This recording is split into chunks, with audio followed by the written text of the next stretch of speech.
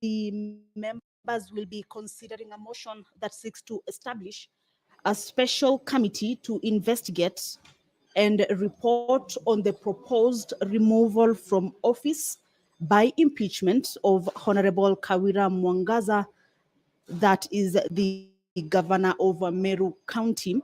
This is a motion that will be moved by the Senate Minority Whip, the Narok Senator, Honorable Olekina Lidamam.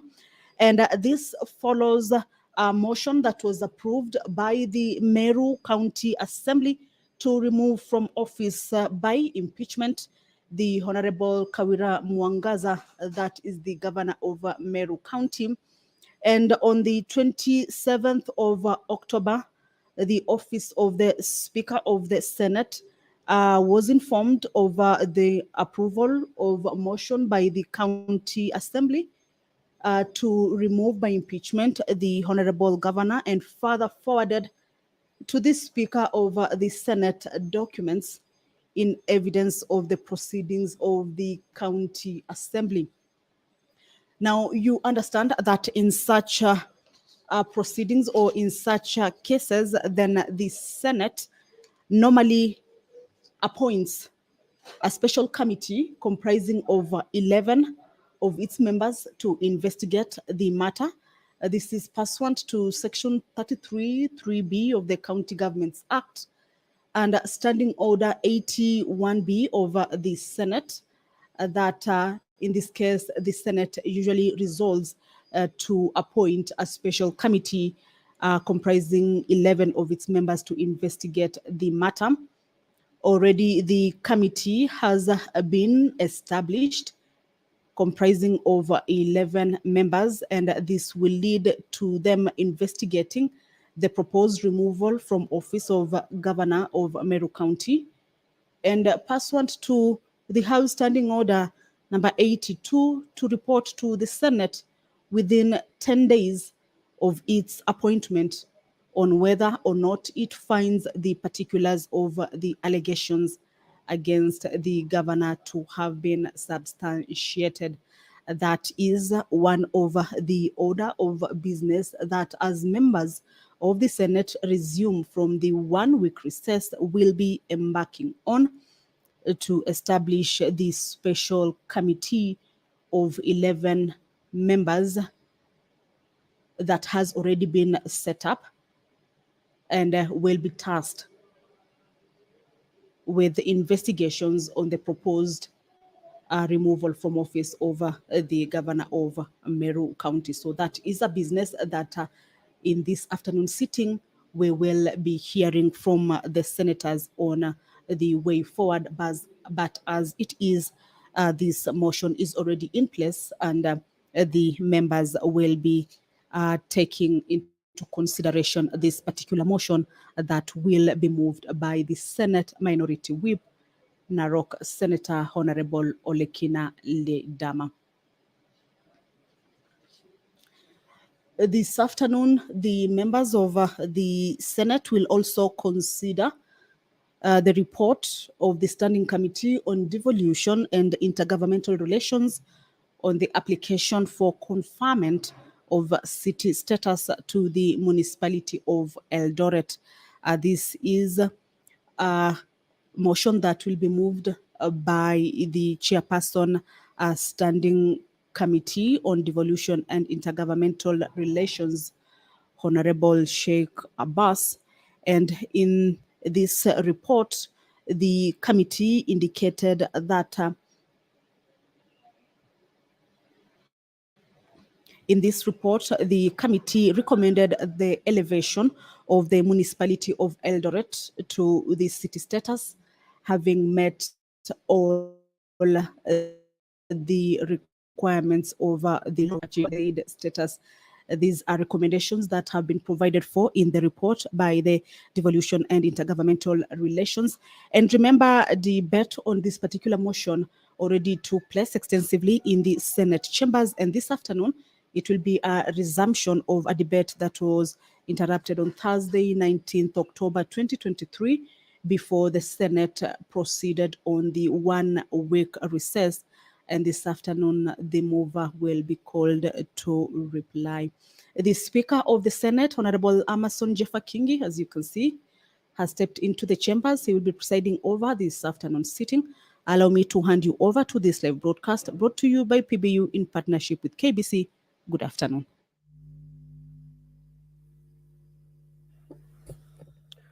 Let us pray. Almighty God, we beseech you to behold with abundant favor and blessings us, your servants, whom you have been pleased to call to leadership positions in this republic.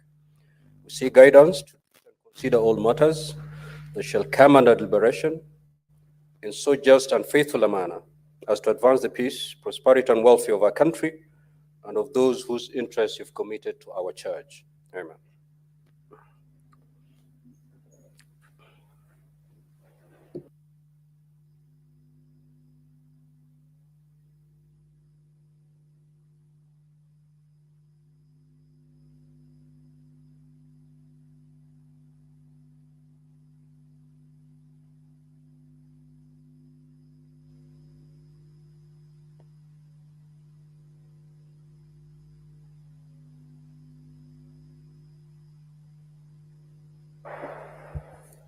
Clerk, do we have quorum?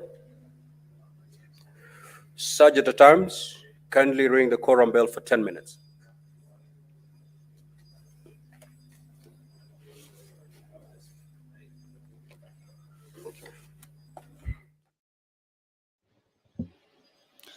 Well, at the commencement of House business, the House needs to have a quorum of 15 members in the chambers seated. This is pursuant to the House Standing Order number 40. And upon the arrival of the Speaker, and once the Speaker takes the chair and after the prayer, if the quorum has not been achieved, then the quorum bell will be on for 10 minutes as having been directed by the Speaker. Currently is the 10-minute quorum bell. This is, of course, to allow members who may be within the precincts of Parliament but yet to get into the chambers to be alerted that their presence is highly required in the chambers for the House to attain its requisite quorum for the House business to commence. That is the Kiambu Senator, Honorable Karongo Thangwa, walking in, as well as the Garissa senator as well. So what we are likely to be seeing now is that members will be trickling in, but the sergeant at arms is alert. Once the quorum is achieved, then he will be alerting the speaker and the clerk, and the speaker will call the House to order, of course, to start the business of the day for this afternoon sitting.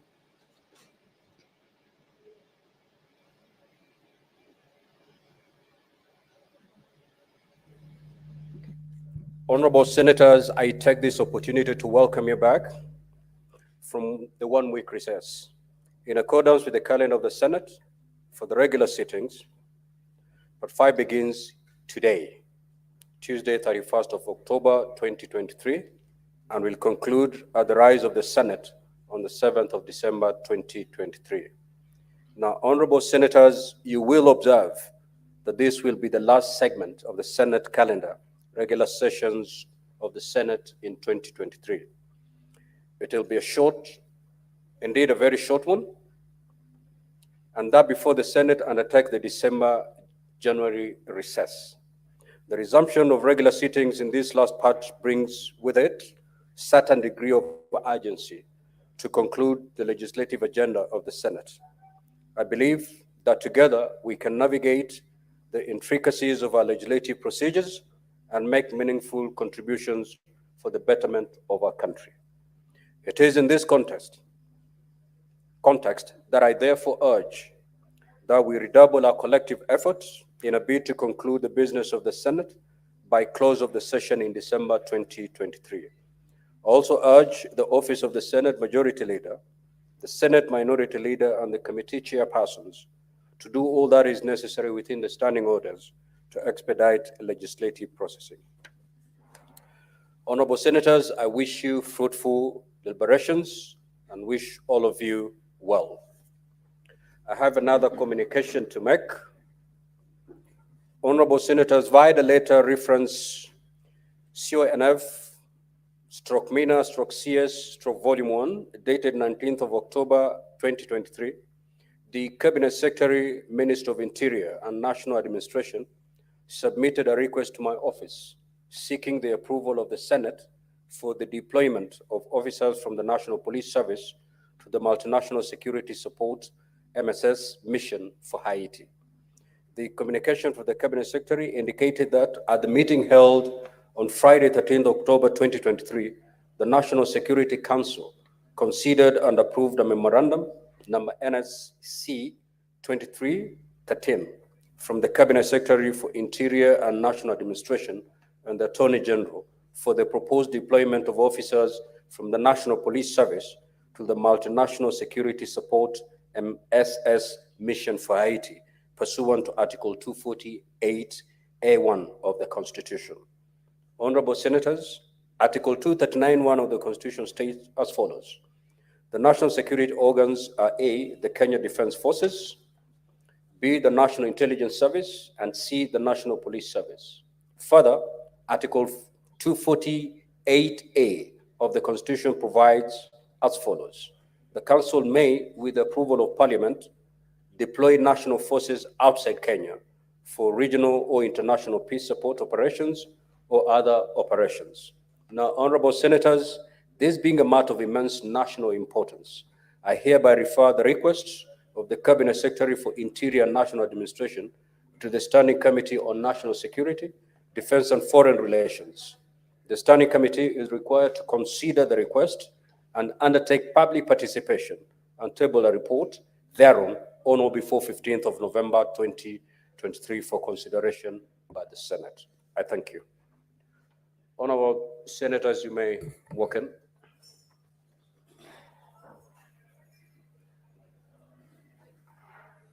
Senator Manzo, it's not opportunity to exchange greetings. We got business to transact.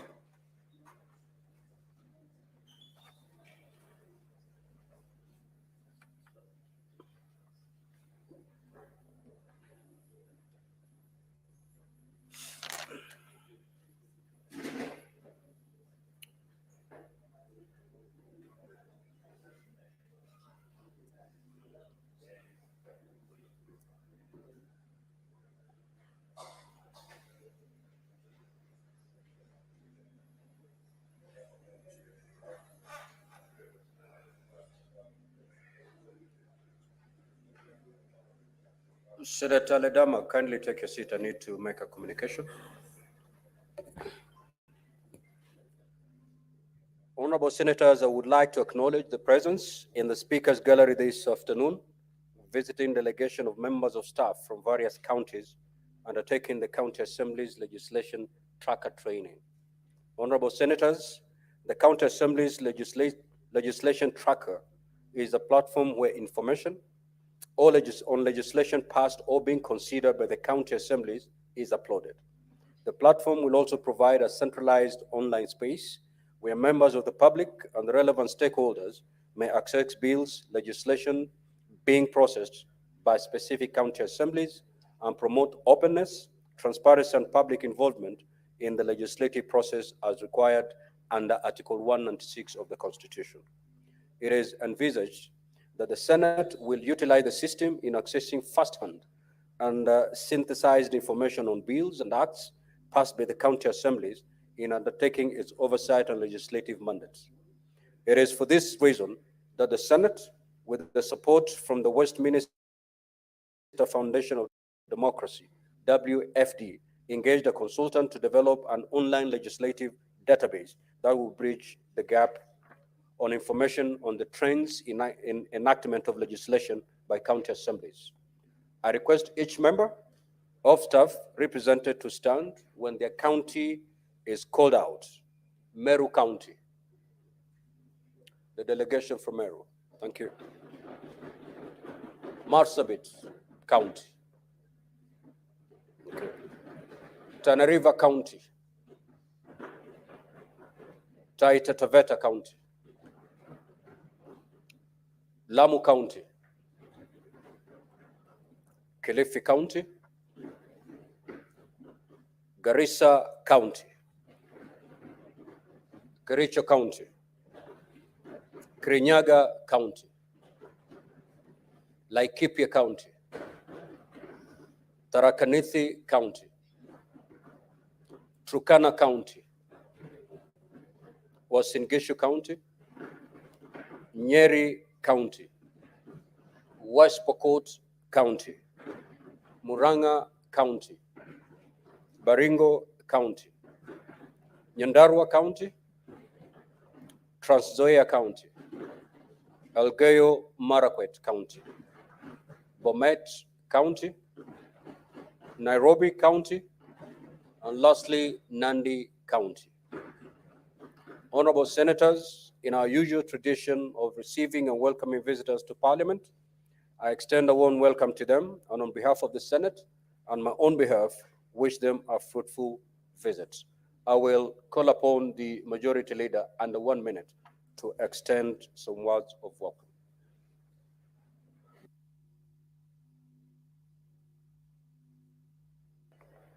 Thank you, Mr. Speaker. Mr. Speaker, I join you on behalf of the Senate of the Republic of Kenya to welcome this visiting delegation from our various county assemblies who are on a study tour of the Senate. Mr. Speaker, the Senate continues to make its contribution in growing and nurturing our various county assemblies through various avenues, one such as the one that is presented today before us. It is my sincere hope, Mr. Speaker, that the delegation will get the full value of their time in the Senate, get to interact with our staff, very competent and well-trained, able, so that as they retreat back to their various county assemblies, they may pass on the same knowledge and skill to our various county assembly members, Mr. Speaker. Mr. Speaker, you know for a fact that despite the fact that you're on the third cycle of members of county assemblies, many of them are yet to learn the art of legislative work. It is difficult to think off the top of your mind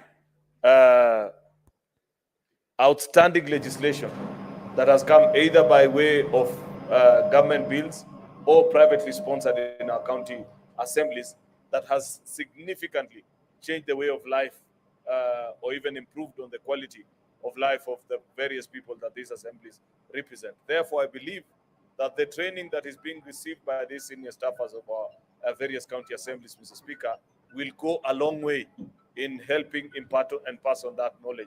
Because it's a fact, Mr. Speaker, that, and I need not hide this, that even the bills that are considered and passed by this House are done so with a very great input and guidance of our staff, members of staff. Therefore, I hope the colleagues that are here from the county assemblies can get on to learn and train our county assemblies as well. I thank you, Mr. Speaker. Next order, clerk. Order number 3, messages.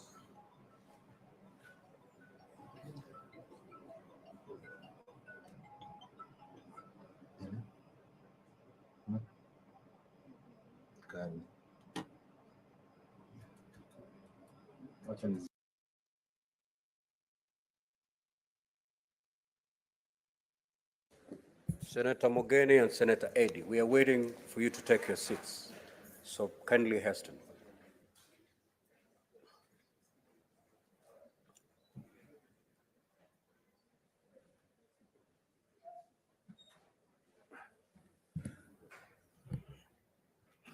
Now, honorable senators, I have the following message to pass to you. I wish to report to the Senate that pursuant to Standing Order 48, I received the following message from the Speaker of the County Assembly of Meru regarding the passage by the County Assembly of a motion pursuant to Article 181 of the Constitution and Section 33 of the County Governments Act for the removal from office by way of impeachment of Honorable Kawira Mwangaza, the Governor of Meru County.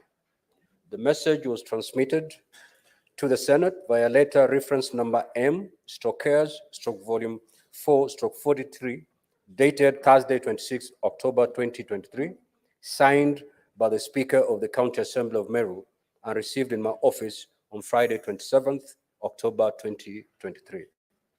Now, pursuant to Standing Order 48.5 of the Senate, I shall now report the message to the Senate.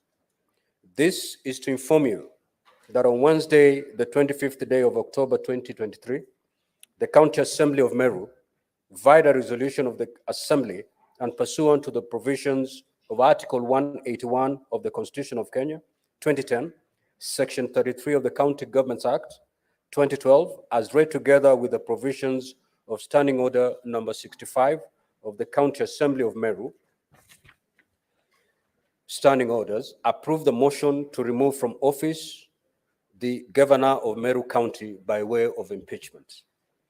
The purpose of this letter is to, therefore, inform you of the aforementioned resolution and to forward the same to your esteemed office in line with the provisions of Section 33(2)(a) of the County Governments Act 2012 and Standing Order 65(6) of the County Assembly of Meru standing orders for your further action.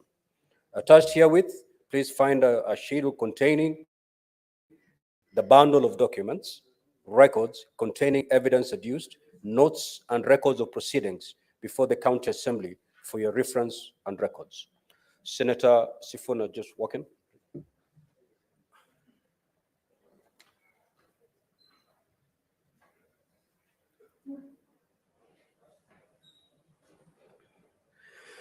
Now, honorable senators, as stated in the letter from the Speaker of the County Assembly of Meru, the following documents were forwarded to the Senate, being the record of the proceedings of the County Assembly and the evidence adduced in support of the impeachment motion. 1, copy of approved notice of motion for the proposed removal from office of the governor dated 16th of October 2023. 2, order papers for the County Assembly sittings held on Tuesday 17th October, morning sitting, and Wednesday 25th October 2023, morning sitting. 3, certified Hansard reports of the Assembly sittings held on Tuesday 17th of October 2023, morning sitting, and Wednesday 25th October 2023, morning sitting.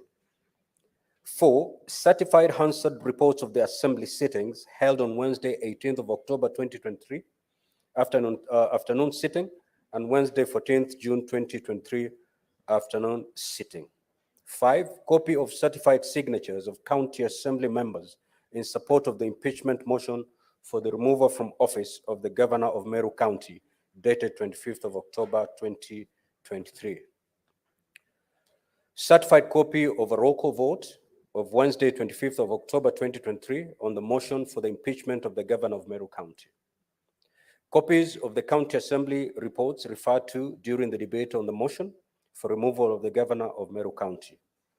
To wit, A, report of the Select Committee on the County Budget and Appropriations on the budget estimates of the County Government of Meru for the financial year 2023-2024, dated 13th June 2023. B, report of the Sectoral Committee on Justice, Legal Affairs, and Cohesion on the compliant by His Excellency, the Deputy Governor, Meru County, to the County Assembly against his alleged exclusion from the County Executive Committee meetings and non-facilitation of his office, dated 17th of October 2023. And C, response to petition number 4 of 2023, urging the County Assembly of Meru to investigate the alleged illegal employment of traffic marshals by Her Excellency, the Governor, Meru County, and alleged illegal traffic charges by the Meru County Enforcement Department. Copy of a letter reference number DOM/1 2023, dated 24th of October 2023, by Mrs. Dunstan Omari and Associates Advocates, addressed to the Speaker of the County Assembly of Meru. 9, copies of newspaper advertisement appearing on the Standard and Daily Nation of Wednesday, 18th of October 2023, and copies of invoices for radio advertisement in Muya FM, calling for submission of memoranda on the notice of motion for the proposed removal from office of the Governor of Meru County.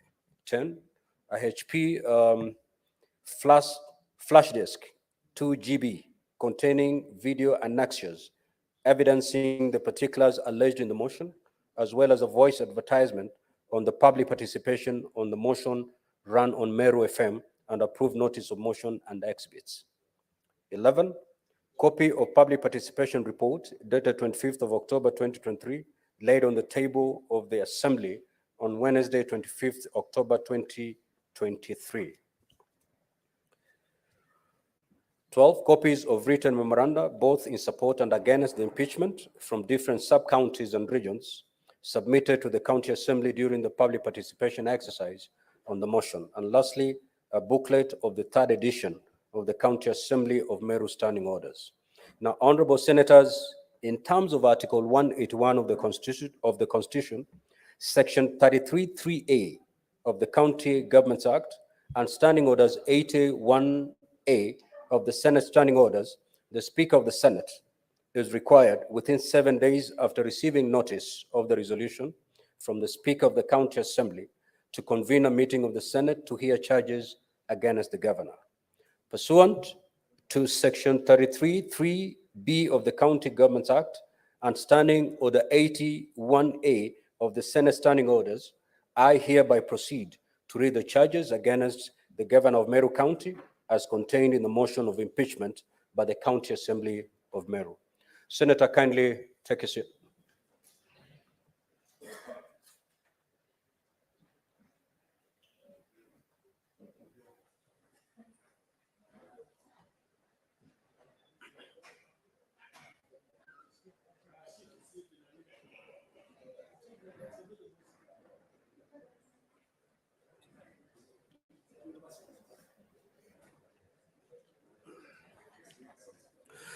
Charge number 1, misappropriation and misuse of county resources. The particulars of this allegation are that the governor, 1, embezzled county funds through the governor's relatives, 2, withdrew county funds through false claims of payment for supplies and services rendered by the governor's relatives, despite being ineligible to tender for or supply goods to the county government. 3, paid full salaries and benefits for over a year to 4 high-ranking county officials, despite them not rendering any services to the county. And 4, diverted and misused county resources, including funds and motor vehicles, to support the governor's private charity, dubbed Okelea, despite previous promises to keep county operations and Okelea operations separate. Charge number 2, nepotism and related unethical practices. The particulars of this allegation are that the governor, 1, fraudulently represented unqualified relatives as technical team for medical equipment inspection in China. 2, employed 1, Edwin Mutuma Murangiri, a nephew to her husband, in key county positions. And 3, designated her brother-in-law, Nefat Kinyua, as director of external linkages without transparent and competitive recruitment. And lastly, assigned diplomatic duties with engagement with foreign diplomats and dignitaries to unqualified relatives. Charge number 3, bullying, vilification, and demeaning other leaders. The particulars of this allegation are that the governor, 1, excluded the deputy governor from county executive committee meetings and other official functions.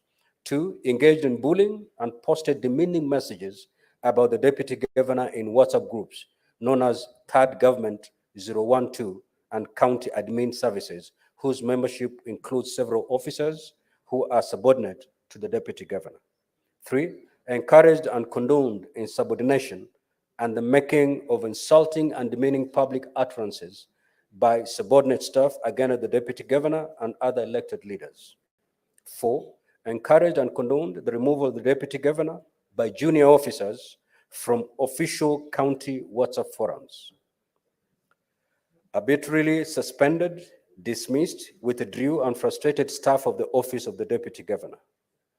Illegally, irregularly, and fraudulently hounded the deputy governor's staff out of office by purporting to accept their non-existent resignations. Arbitrarily reduced, suspended, and withdrew budgetary facilitations for legitimate operations of the deputy governor's office. Threatened to inflict bodily harm against the deputy governor orally and in a WhatsApp chat. forcefully broke into and ransacked the deputy governor's office. 10, changed the locks to the said office. 11, arbitrarily relocated the deputy governor's office. 12, arbitrarily withdrew security from the deputy governor's residence. 13, persistently made demeaning public utterances against other elected leaders, despite the same issue featuring prominently in previous impeachment proceedings. 14, made insightful, insulting, and demeaning remarks against other leaders by falsely accusing them of cartelism at a presidential Thanksgiving service held in Lare despite the issue arising in previous impeachment proceedings. And lastly, encouraged, connived, and condoned her husband's insulting and demeaning public utterances and musical performances against other elected leaders despite the issue arising in previous impeachment proceedings. Charge number 4, illegal appointments and usurpation of statutory powers. The particulars of this allegation are that the governor did the following. 1, appointed Kenneth Mwiti Riungu as chief officer without county assembly approval. 2, sent Dr. Nitoiti, CEO of the County Revenue Board, Paul Mwaki, CEO of Liquor Board, Kenneth Kimanthi Mbaye, Managing Director of Meru Microfinance Corporation, and Joseph Kithure Mberia, CEO, Meru County Water and Sanitation Services, on indefinite compulsory leave with full salary and benefits in usurpation of powers of the appointing authorities. 3, deployed other persons to perform the functions of those sent on compulsory leave in breach of a court order. 4, appointed unqualified persons as acting chief officers without the requisite competitive recruitment and recommendation from the County Public Service Board. 5, recruited traffic marshals without involving the County Public Service Board, disregarding the criteria for establishing county officers.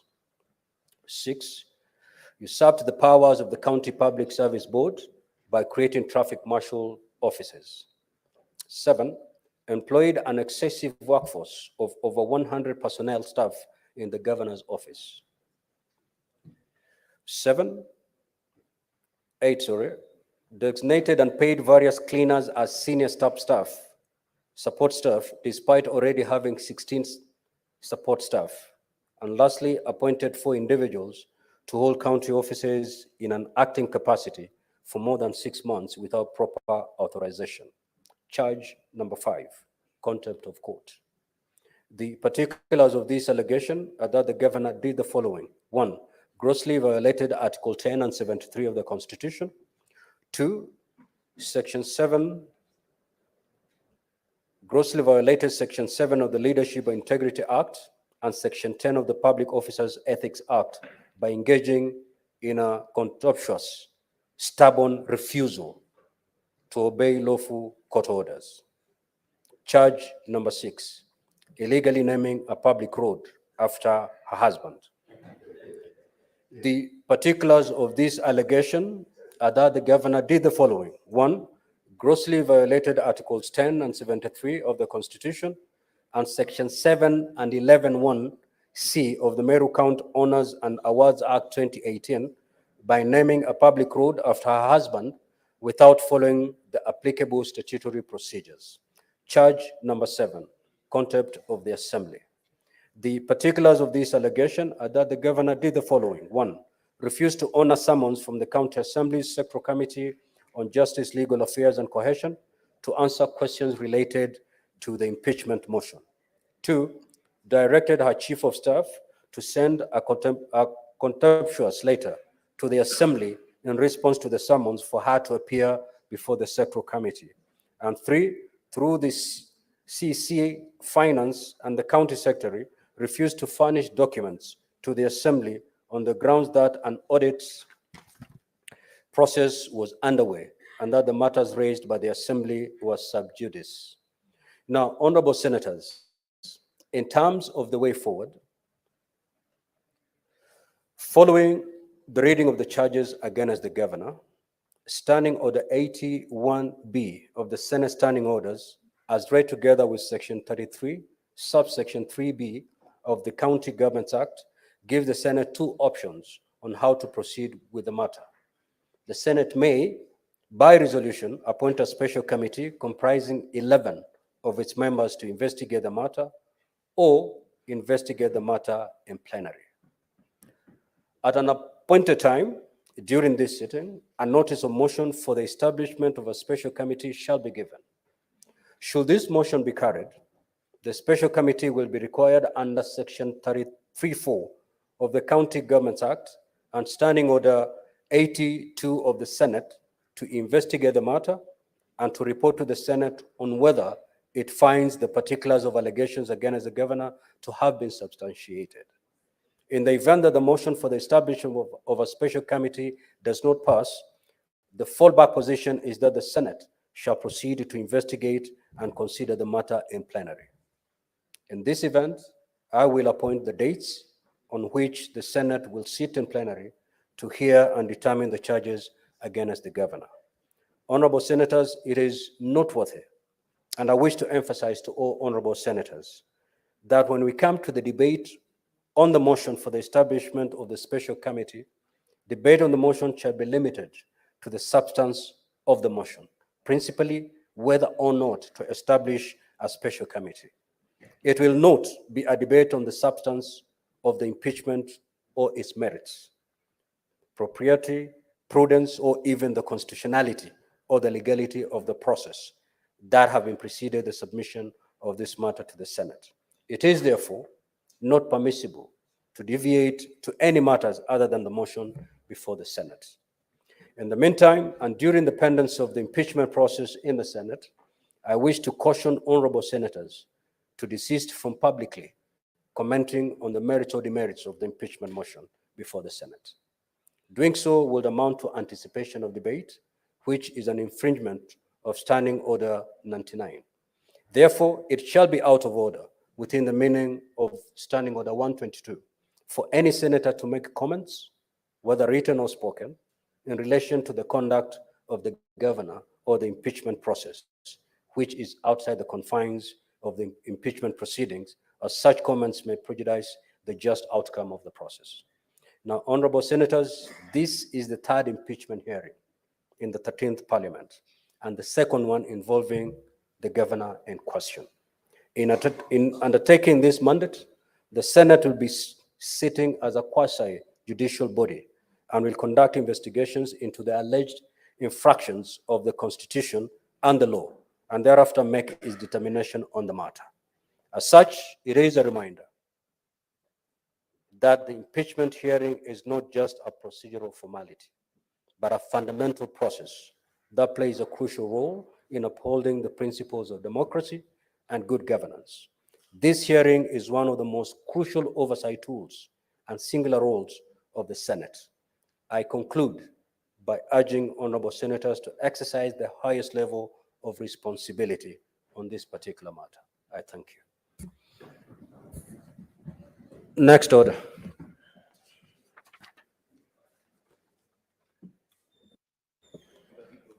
Order number 4, petitions.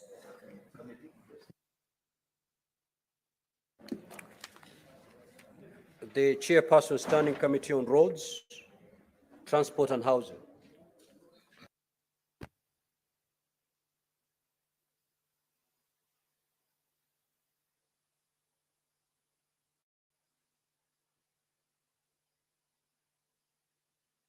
Senator Karungo.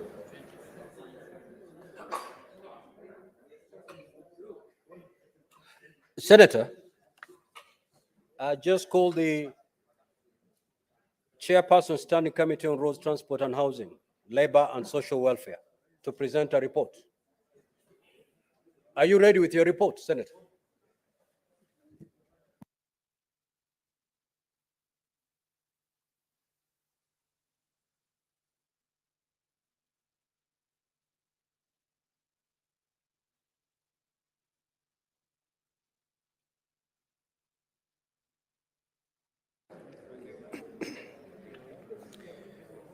Mr. Speaker, sir, I beg to lay the following petition reports on the table of the Senate today, 31st October 2023. Report of the Standing Committee on Roads, Transportation and Housing on a petition to the Senate by Mr. Nikki Muoko Mwancha regarding the construction of a pedestrian bridge at Chiromo along Waiyaki Way in Nairobi City County. Mr. Speaker, the petition regarding the construction of a pedestrian bridge at Chiromo, Nairobi, was presented on 19th April 2023 and committed to the Standing Committee on Roads and Transportation and Housing for consideration. Mr. Speaker, sir, this petition was presented by Mr. Nikki Mwancha, whose prayer was that a pedestrian bridge be constructed at Chiromo area, Nairobi. In the consideration of the petition, Mr. Speaker, the committee engaged the Ministry of Roads and Transport, which committed to construct pedestrian bridges at 5 points along Waiyaki Way. Mr. Speaker, sir, whereas the Ministry of Roads and Transport was not committed on the timelines when the construction of the pedestrian bridges would commence, the committee has proposed implementation of milestone that will hasten the process of committee of budget for construction of the pedestrian bridges. The committee, Mr. Speaker, sir. Order, honorable senators. Kindly take your seats and may the senator be heard in silence. Senator Gloria. Thank Senator Omtata. Thank you very much, Mr. Speaker. The committee has also made recommendation in this report for implementation of short-term speed control measures to ensure pedestrian safety when crossing the highway. As I conclude, Mr. Speaker, sir, the committee did not meet the petitioner, and I underline, we did not meet the petitioner because it was difficult to reach him, because at the time of submitting the petition, he never left his email, his telephone number, or any contact, Mr. Speaker. And as such, the committee has proposed an amendment to the standing orders of the Senate to provide as a condition of admitting petitions that petitioners should provide their telephone contacts, email addresses, so as to enhance communication between the House and the petitioners, Mr. Speaker. Mr. Speaker, we never called that petition a ghost petition. Despite not reaching the petitioner, we worked diligently, and the department has committed to construct 5 pedestrian crossing bridges along Waiyaki Way. I submit, Mr. Speaker.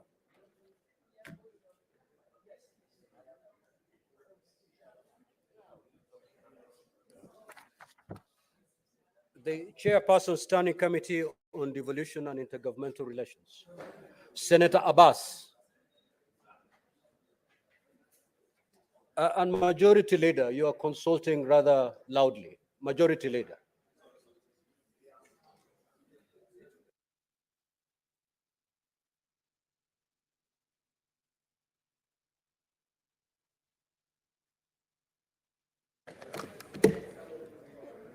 Honorable Speaker, I beg to lay the following petitions report on the table of the Senate today, 31st October 2023.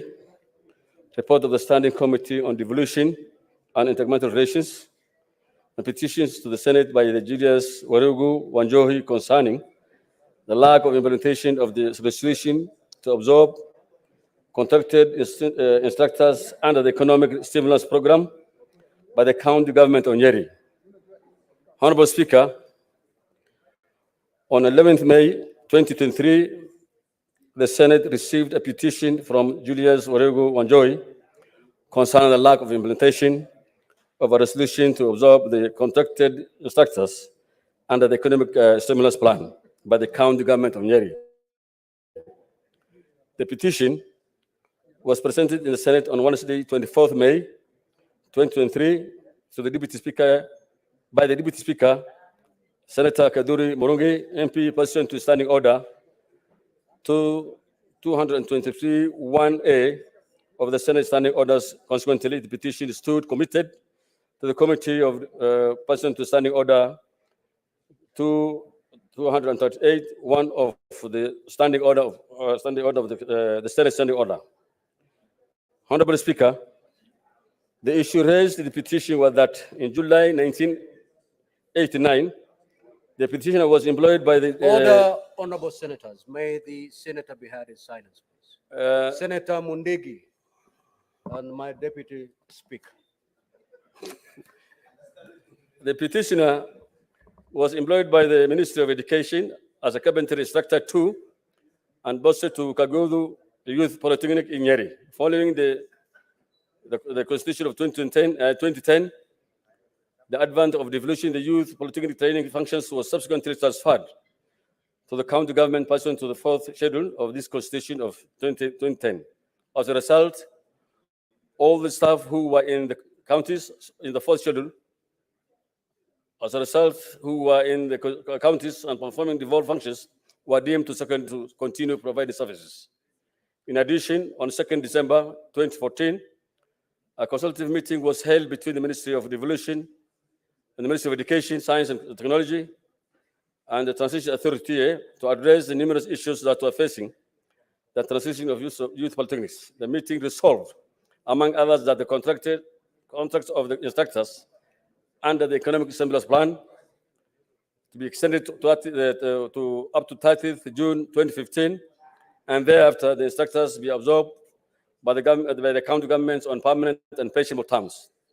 The county governments were required to make budgetary provisions to pay the staff following the passage of the County Allocation Revenue Act.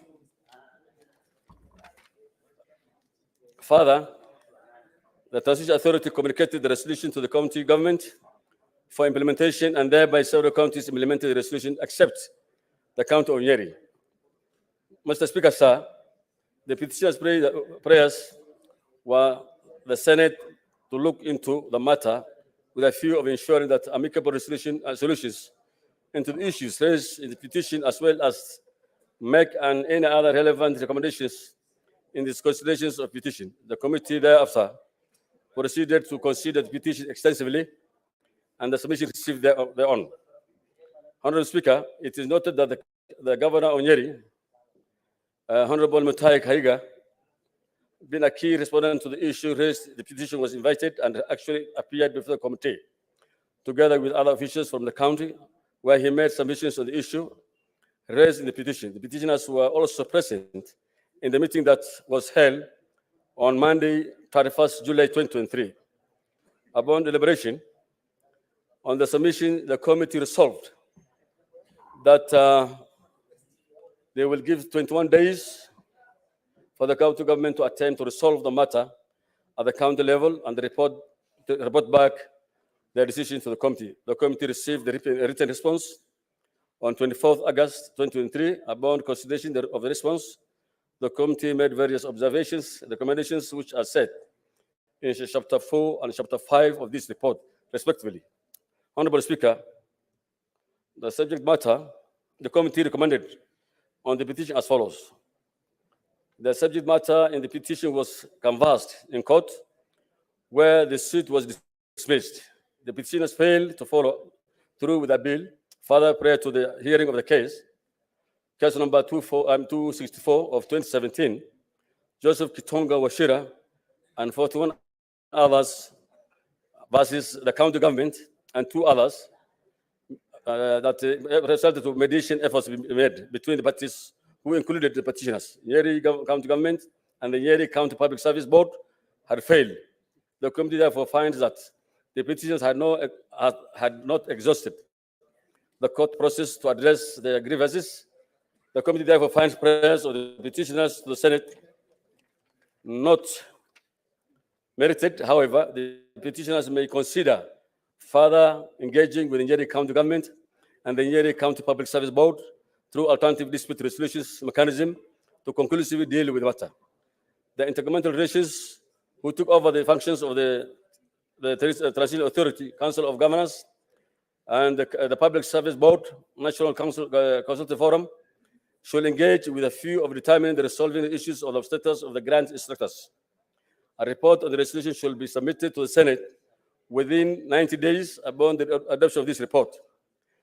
The Intergovernmental Relations and the Council of Governors shall submit a report to the Senate on the employment of the status of the employees seconded to the government, the county government, on the onset of devolution. Among them is the early childhood development education, that's ECD, teachers, technical and vocational education and training teachers, community health volunteers, among others.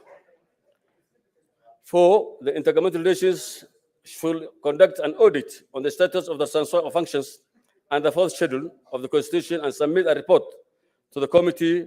This should highlight the status of the youth polytechnic functions, which is the main issue in the petition, hence guiding on the measures to be taken, resolve, and the other related issues.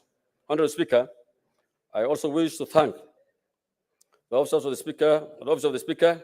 Sorry, may I take this opportunity, Honorable Speaker, to commend the members of the committee for their devotion. I also wish to thank the Office of the Speaker and the Clerk for the support. Mr. Speaker, therefore, my pleasant duty, I present to Standing Order 2284 to present the report. It is therefore my pleasant duty, present to Standing Order 2284A, to present the report of the Standing Committee on Devolution, Intergovernmental Relations, on its considerations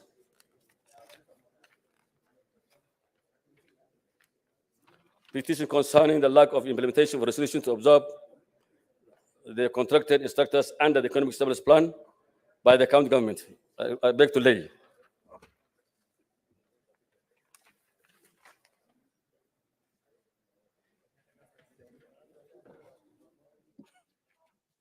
The Chairperson, Standing Committee on National Security, Defense and Foreign Relations.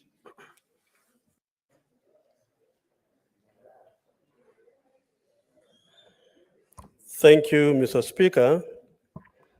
Mr. Speaker, I beg to lay the following petition report on the table of the Senate today, 31st of October 2023. Report of the Standing Committee on National Security, Defense and Foreign Relations on a petition to the Senate by Benson Nyaga Kagete concerning the recognition and remuneration of village elders under the Nyumba Kumi initiative. Mr. Speaker, the petition by Benson Nyaga was presented to the Senate on 21st June 2023, following which it was committed to the Standing Committee on National Security, Defense, and Foreign Relations for consideration. Pursuant to Standing Order Senator Karungo and team. Pursuant to Standing Order 238-1, Mr. Speaker, the committee was required to respond to the petitioner by way of a report addressed to the petitioner and laid on the table of the Senate. Mr. Speaker, the major issues raised in the petition were as follows. 1, village elders play an integral role in the functioning of the national government at village level by helping chiefs and assistant chiefs in the maintenance of law and order, promoting of education and promotion of development through the Nyumba Kumi initiative. 2, these officers discharge these important roles without any remuneration by the government. Hence, they are not motivated. Number 3, there was no law, or there is no law regulating or guiding the observation of employment of the village elders into the existing governance structure. In particular, the National Government Coordination Act, number 1 of 2013, does not define a village as the lowest administrative unit after a sublocation. Number 5, Mr. Speaker, there is need to put in place criteria for the establishment of a village considering the population, geographical, and subcultural factors. Mr. Speaker, in light of the above, the petitioner praised that Senate A amends the National Government Coordination Act number 1 of 2013 to provide for the village as the lowest administrative unit after sublocation and establishment of a village council. 2, cause the Ministry of Interior and National Administration to develop a comprehensive policy and recruitment and remuneration of the village elders, and in particular, a policy to cover the terms of engagement, functions of the village elders, criteria for recruitment and termination of engagement. And thirdly, Mr. Speaker, make any other order that deems fit in the circumstances in the petition. Mr. Speaker, in considering the petition, the committee first met with the petitioner to better understand the issues raised in the petition and the remedies that he sought from the committee and the Senate. The committee subsequently held meetings with the Council of Governors, Mr. Joseph Kaguthi, EBS, former chairman of the Nyumba Kumi Initiative Task Force, the Cabinet Secretary, Minister of Interior, and to deliberate on and receive submissions on the petition. These are summarized, Mr. Speaker, in Chapter 2 of the report, which we have tabled today. The committee made the following observations, Mr. Speaker, as I conclude. The committee observed that there was a misconstruction of village elders and Nyumba Kumi officials by the petitioner. Whereas the village elders have been playing critical role at the local level, Nyumba Kumi officials were introduced with the introduction of the Nyumba Kumi initiative as a model for community policing. Nyumba Kumi officials are elected from its membership and range from women, youth, and elders.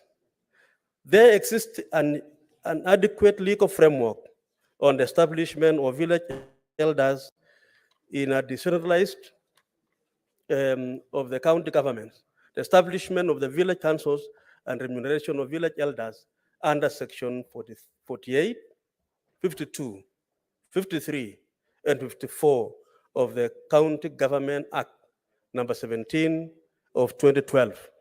The committee observed that in a majority of the counties, a ward is divided into 2, 3, and 4 village units.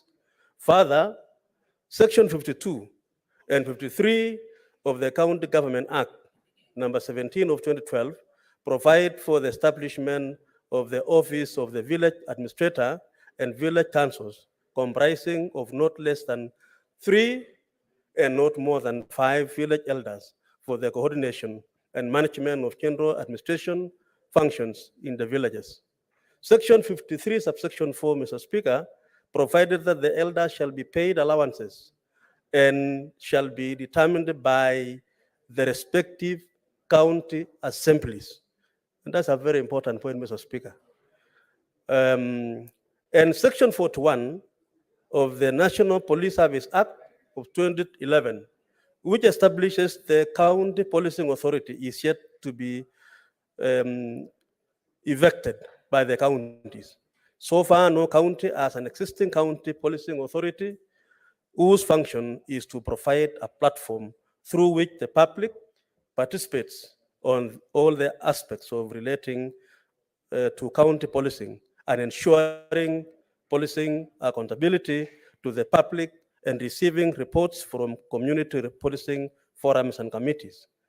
Mr. Speaker, the committee further observes that the National Government Coordination Act Bill, the National Government Coordination Amendment Bill, Bill number 13 of 2023, sponsored by Honorable Moses Malulu, MP, was read a first time in the National Assembly on 7th of June 2023. And the bill, Mr. Speaker, was developed to amend the National Coordination Act to recognize the village elders who performs national government functions, seek to take cognizance of existing village units and provide for establishment of village councils and appointment of village elders, as well as payment of allowances. And further proposes that village elders, village units should have village councils headed by a village administrator working with the village elders. Mr. Speaker, in light of the observations made, the committee therefore recommends as follows. One, that the National Government Coordination Act number 1 of 2013 and the County Government Act number 17 of 2012 be reviewed and amended in order to ensure harmonization in the establishment, structure, and functions of the village elders at both the county and the national levels. Recommendation number 2, Mr. Speaker, is that in order to fully realize the gains of community policing initiatives at the county level, the Ministry of Interior and National Administration shall implement the provisions of Section 41 of the National Police Service Act, number 11A of 2011, through the establishment of the county policing authorities at the county levels and provide a status report to the Senate within 6 months from the date of this report. Thank you, Mr. Speaker. Next order, clerk.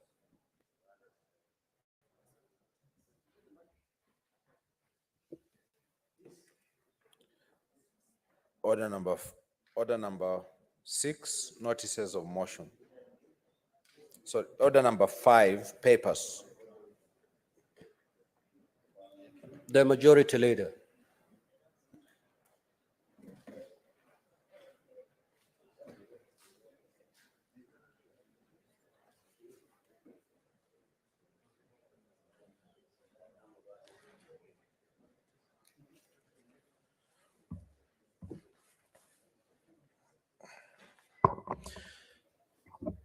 Mr. Speaker, sir, I beg to lay the following papers on the table of the Senate today, 31st October 2023.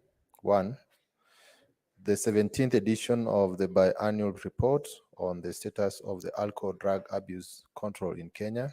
2, the report of the Auditor General on the financial statements of the 18 County Referral Hospital, County Government of Elgeyo Marakwet for the year ended 30th June 2022. 3, the report of the Auditor General on the financial statements of the Kapsabet County Referral Hospital, County Government of Nandi for the year ended 30th June 2022. Report of the Auditor General on the financial statements of the Karutu Level 4 Hospital, County Government of Kiambu for the year ended 30th June 2022. Report of the Auditor General on the financial statements of the Kinango Sub-County Hospital, County Government of Kwale for the year ended 30th June 2022. Lastly, the report of the Auditor General on the financial statements of the Karatina Sub-County Hospital, County Government of Nyeri for the year ended 30th June 2023. Mr. Speaker, I beg to lay. The Chairperson, Standing Committee on Finance and Budget.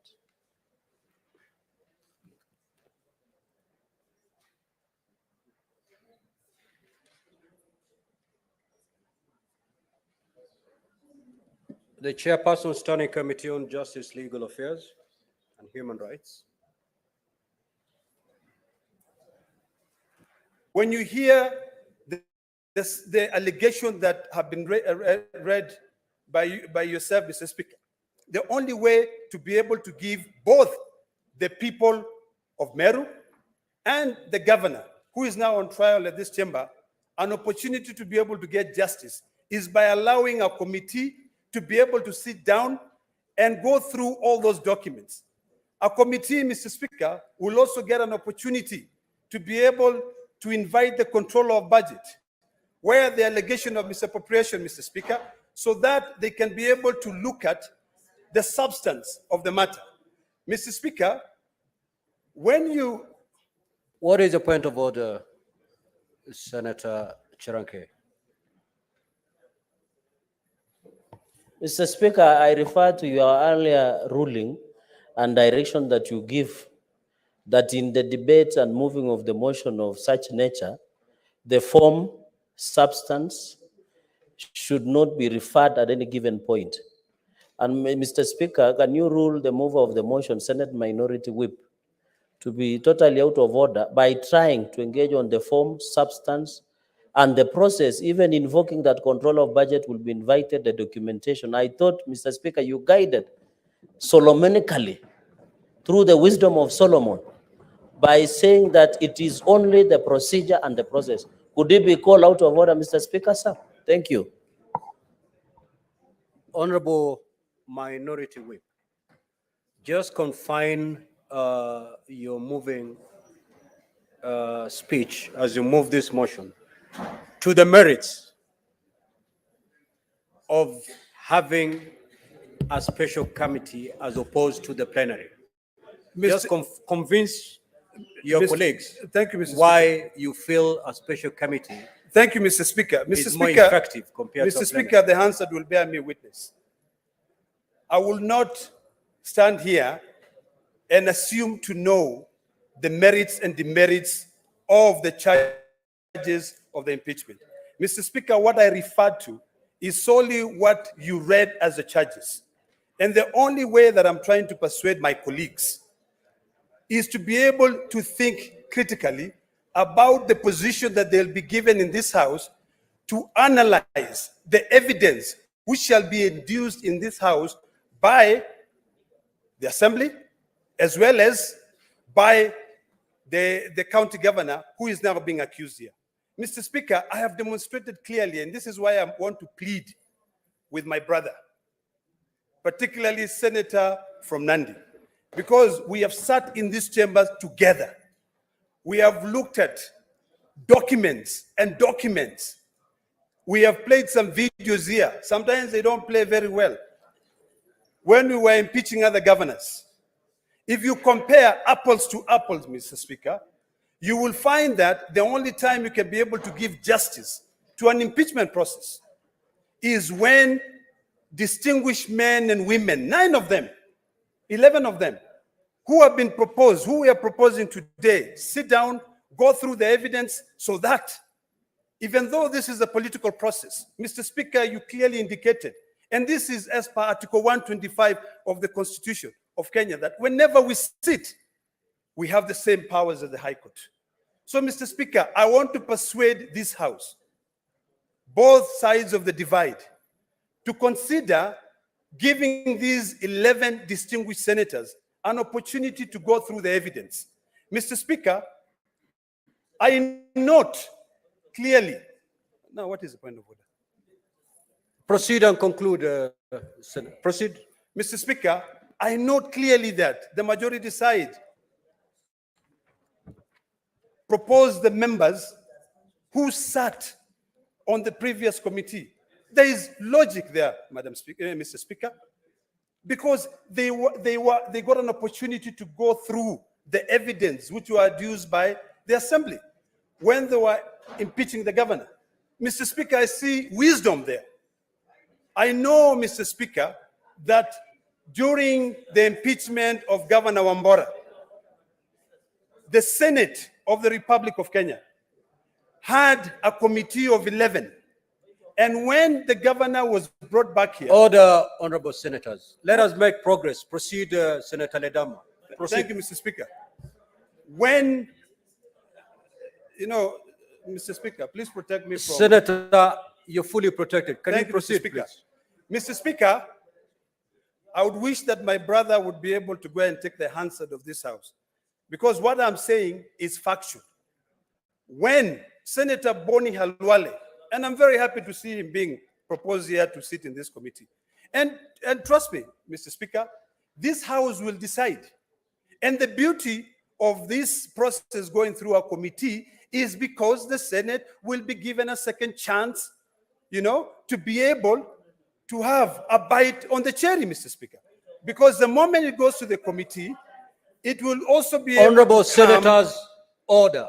You will. You will make those points when you're debating. I'm this solely motion. moving Proceed. And I want to convince Reserve you. your comments to the contribution. Mr. Speaker, the beauty of me moving is that you have the liberty of saying yes or no. You know, you can actually be able to say, I do not support the committee way, Proceed, which will be the Senator. proper.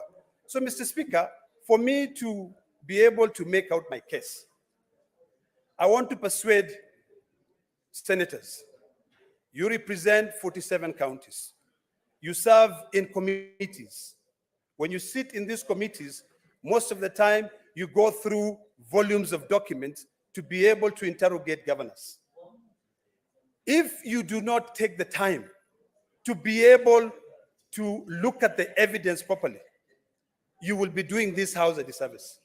Mr. Speaker, I sat on this same chair when we were removing Governor Mike Mbovisongo. And on that particular day, Mr. Speaker, the senators did not even have a chance to interrogate the governor who was being removed. The two lawyers made their cases there, and then after that, we went on camera. After going on camera, we came back in and we voted. I want to beseech these members, honorable members who are here. Well, I'm not discussing on the merits or demerits of the case. All I'm saying is that I'd like to persuade you to consider giving these 11, Mr. Speaker, can you please protect me from the back and forth shout? Senator Cherargei. you only speak through the chair. So don't engage your colleague directly. You know, Mr. Speaker, I think we're all grown up. Just proceed, You know, Senator Ledama. So, Mr. Speaker, I want to plead with you that ultimately the 47 delegations will make their choice. They will decide whether to impeach, to confirm the impeachment of the governor, or whether to give the governor another second chance to continue. The only thing that I want to persuade you today is that for the history of this nation, and also for the importance of this house, whenever you point a finger, remember that there is a finger which is pointing right back at you. And the impeachment process is a very painful process to go through. And it is important for us to know the consequences and also the unintended consequences. I don't really care how anyone votes. I think all of us will vote based on their own conscience. What I care is on the process of coming up to that vote. And this is why I want to persuade you that a committee will be able to give you and yourself and myself an opportunity to read a report that 11 distinguished members of this house would have already carried out an investigation on. They'll be able to tell you whether those charges have been substantiated or they have not been substantiated. Number two, Mr. Speaker, anything we do in this house goes on record. I'm very happy to propose the committee way because of two reasons, so that I can be able to request my distinguished Senator Asigi to second. When we go through the committee, it will not be sitting here and listening to two lawyers. It will be our colleagues telling us that we went through the documentation and we found A, B, C, and D. And based on this, these are our observations and these are our recommendations. That is issue number one. Number two, Mr. Speaker, it will also give us an opportunity to be able to show Kenyans and the world who are watching that the Senate, even though it is not a court of law, can be able to carry out the functions. Please, let me finish, and then you can call your point of orders. Senator Cherargei, what is your point of order? The very last point of order on this matter. Mr. Speaker, I hope it's not the last for the day. I have several. Mr. Speaker, under Standing Order 105 of the Standing Orders and Standing Order 80, is it in order for Senator Ledama Olekina, the mover of motion, to mislead us and the public that when it goes to special committee, it is the only time the feedback is only through our members, yet he knows very well as a senior ranking member that when a governor appears through plenary, he or she has an option of either representing herself or himself or through legal representatives, Mr. Speaker? Is it in order to mislead the country that the only point, as per standing 105, Mr. Speaker? No, stop pointing at me. Senator We are not Sifuna. in somewhere mandamano, my friend. Senator Stop Sifuna. pointing at me. Senator Cherangay. Ah. Senator Fonandi. No, Senator Sifuna, it is only the chair who determines whether a point of order stands or is overruled. So you've made your point of order. Kindly take your seat. Take your seat. Senator Ledama, proceed. That does not warrant being called a point of order. Just proceed and conclude. Mr. Speaker, those are points of annoyance. Because, Mr. Speaker, I am not discussing the merits or demerits of the case. I'm only trying to demonstrate to my colleagues why I'm proposing the committee way. I want to plead with you to listen to me, give me an ear. Ultimately, you will make the decision. Because for me today, having been considering myself as a ranking member of this House, I've sat through maybe 4 or 5 impeachment processes. The reason why I'm suggesting to you that you should consider passing this resolution is because I have experience. Mr. Speaker, it will be upon the 47 delegations to make a decision on whichever way they want to deal with this matter. I've told you the advantages of a committee, and I've also told you the disadvantages of a plenary. The reason why I believe, and this is the point that I was trying to prosecute earlier, that a committee is which would be able to give the people of Meru and the governor justice, is because as we sit here, as per Article 125, we are sitting, the powers that we have are quasi-judicial. We have the same powers as the High Court. So when you make a decision, it is imperative and important that we become future-centric, in the sense that whatever decision we make today, when we stand here to defend whichever way, either to send the governor home or to save the governor, it is something which will go on record, and your children and your future generation will be able to look back and say, that house. Because, Mr. Speaker, I consider this house the house of union, the house of reason. This is the only house, Mr. Speaker, where a senator from Lamu, who has got maybe 120,000 people, will sit, 90,000, will sit with a senator of Nairobi, who has got about 5 million people, and each one of them will have 1 vote. That is why I say it is a house of union. We are called upon, Mr. Speaker, to oversight our counties, and that is the reason why we are the court that will decide, will be able to trial. Because one thing I want to remind my colleagues is that we do not impeach a governor.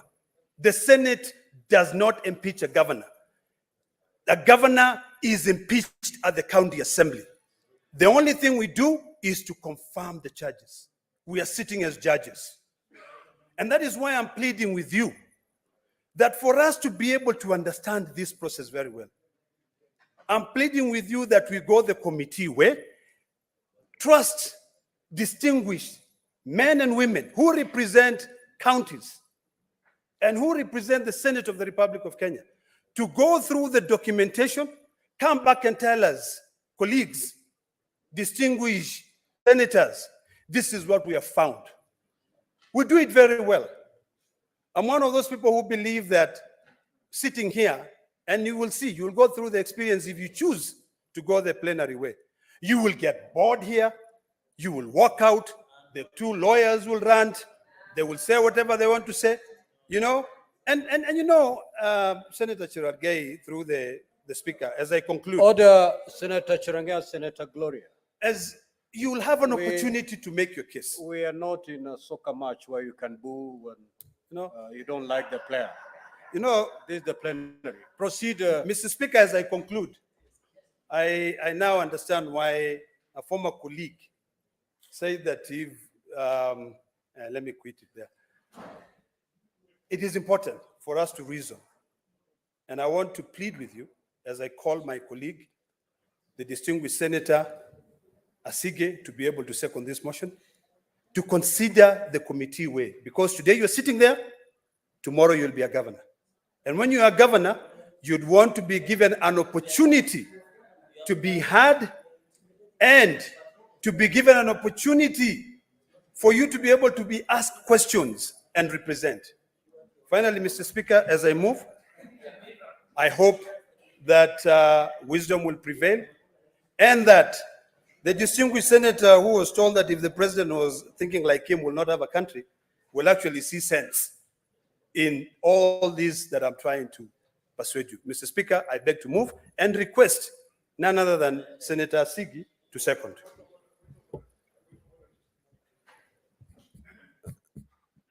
Honorable Kajuang, you know you cannot stand on a point of order when there's no senator. Or, no. I'm afraid because he is done, he won't be able to come back.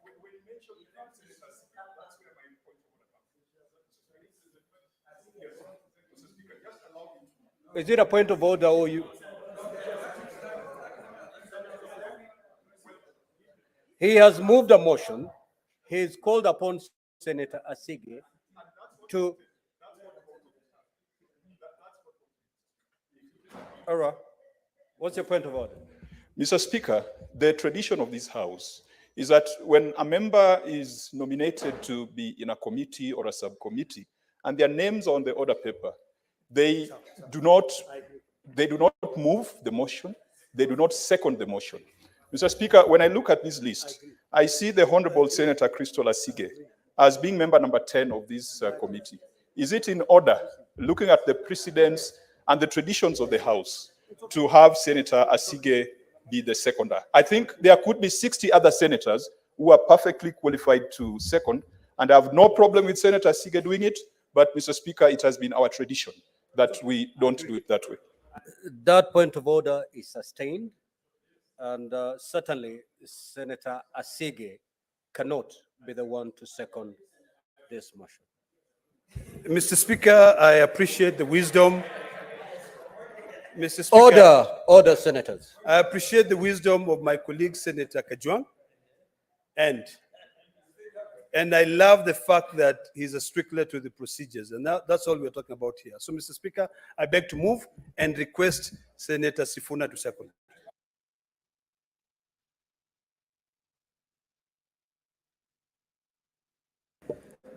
Mr. Speaker, I rise to second the motion by the minority whip, Senator Ledama Olekina. And allow me to begin with the words that you used in your communication this afternoon, Mr. Speaker, that in fact, this is a fundamental process in good governance and upholding of democracy. And I remember you calling us to order, Mr. Speaker, and that we treat this particular process with the highest level of responsibility. I do not take my duties as a senator of Nairobi lightly, and especially not when it comes to the process of impeachment of a governor. Mr. Speaker, I consider myself more a debating machine than a voting machine. I don't want to allude anything on any other senator, but for me, the reason I'm in this House is first to debate before questions are put to the vote. And that those people or the colleagues who insist, Mr. Speaker, on straight up going to the vote are doing themselves a disservice, because there's a song that I like by one Emily Sunday. She says, if you can never sing your song, how are we supposed to learn it? I would want to hear my colleagues debating and convincing me why of the two options that are available to the House, Mr. Speaker, the plenary is the best. For me, I'm here to do one thing and one thing only. First of all, I want to thank this SBC, because this debate in the morning, we were asking ourselves whether we should recommend or whether we should make available both choices for the House. And in fact, in the wisdom of the chair, you rule that this is a choice for this House, that both of those choices must be put before the members, let the debate ensue, and people convince each other as to why one is better than the other. Mr. Speaker, I also have the benefit of having been a member in the last impeachment process of Governor Kawira. That committee was very ably led by my colleague from Kakamega, Senator Khalwale. Mr. Speaker, I have come to be convinced that in fact the committee way is the best way when it comes to impeachment of governor, and I'll give the reasons as to my position. Firstly, Mr. Speaker, this is a serious matter, not just for the governor herself, but also for the people of Meru. As a firm believer in devolution myself, I want counties to work. We fight every day here to get extra resources for these counties, for them to be able to work. Nobody is happy when we have dysfunction.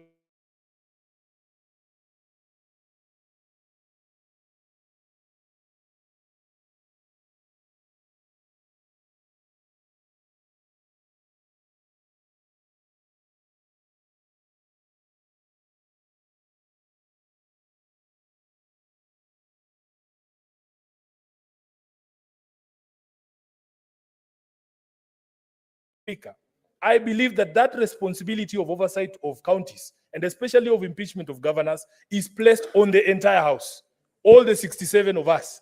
I do not see why, for instance, anyone would want to strip themselves of a role in this process by refusing the committee way. Because, Mr. Speaker, one unique thing about the committee way is the only opportunity that our nominated colleagues get an opportunity to have a say in a matter as important as the impeachment of a governor. If you do not go the committee way, Mr. Speaker, as you know, when it comes to voting, Order, Senator Gloria. Proceed, Senator Sifuna. when it Order. comes to voting, Mr. Speaker, only the heads of delegations at the plenary will get to vote. This is a matter that it should be common knowledge to anybody sitting in this house, unless you don't know where you are. Mr. Speaker, the point that I was making is this. If we want to interrogate the evidence, to sift the noise, because there's been a lot of noise in social media and on the mainstream media about what is happening in Meru, I would beg this house not to join the cacophony of noise just for the sake of joining. That we do a proper analysis of the evidence, we do a proper analysis of the facts, and reach a determination that will be in the best interest of the people of Meru. I have never experienced a plenary, but those of us, our colleagues who have been there, have advised that some of the privileges, like for instance, when we were sitting in the last committee, and Mr. Speaker, I honestly would wish that you bring Senator Cherargei to order, because he's in the habit of shouting at people when they are talking here. If he has a point of order, let him raise it in the manner Senator Cherargei, I'm giving you the final warning for the day. If you have anything, you speak through the chair. Don't engage your colleagues directly. Senator Kathuri, what is your point of order? Thank you, Mr. Speaker. Mr. Speaker, the move and the second of this motion has severally mentioned Meru County, that they know what is best for Meru County. If there is anyone who knows what is best for Meru County, is none other than Kaduri Murungi. I wish they had consulted me, because they are advocating Meru issues in a very different manner. So when you are either moving or seconding, give your reasons without mentioning the great Meru County, tafadhali. I beg. Senator Kathuri, that point of order is overruled. The role of the Senate is to offer oversight to all counties, including Meru. The motion that they're moving is the subject matter of this motion is Meru. You cannot make any contribution without mentioning Meru. So, Senator Sifuna, kindly proceed to. I thank you, Mr. Speaker, for that protection. And by the time the matter is brought to us, it is an indication of a failure of leadership in the county of Meru. So we are here to deal with your problems you should have sorted out at home. Mr. Speaker, let me conclude by saying that is the work of the Senate. It's the constitutional mandate of the Senate. Senator Sifuna, I will not allow you to start throwing jabs. Proceed to conclude. I conclude, Mr. Speaker, although the jab has already landed, I can see it's working, to withdraw the jab. Mr. Speaker, I want to beg this House that in fact, let us go the route of a committee that will enable us to be able to interrogate the facts, to interview witnesses. Senator Khalwale will bear me witness that the last time we were in this committee, similar committee, Mr. Speaker, the witnesses would take oath there, and you would subject them to cross-examination. And the people who have experience with the plenary, Senator Ledama, unless he was misleading me, has told me of a different story when it comes to plenary. You will not be able to do the sort of cross-examination that you would get opportunity to do in committee. And Mr. Speaker, if indeed we are going to follow your words of exercising the highest level of responsibility in this particular matter, knowing what is at stake. And by the way, we never pretend to know what is best for the people of Meru. We said we must undertake our function, our constitutional function, in a manner that is in the best interest of the people of Meru. That is not to pretend that we know better or more than those who come from there. Therefore, Mr. Speaker, with those many remarks, I want to second this motion and hope that our colleagues will adopt the same and proceed in that particular fashion. I thank you, Mr. Speaker. Honorable Senators, kindly take your seats. Senator Omtata, unaleta matata. Tafadhali kaa. Senator Karen.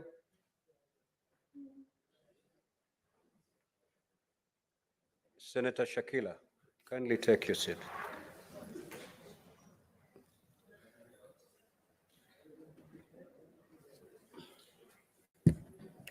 So, honorable senators, I will now proceed to propose the question. Whereas pursuant to Article 181 of the Constitution, Senator Karen, order. Senator Cherangay.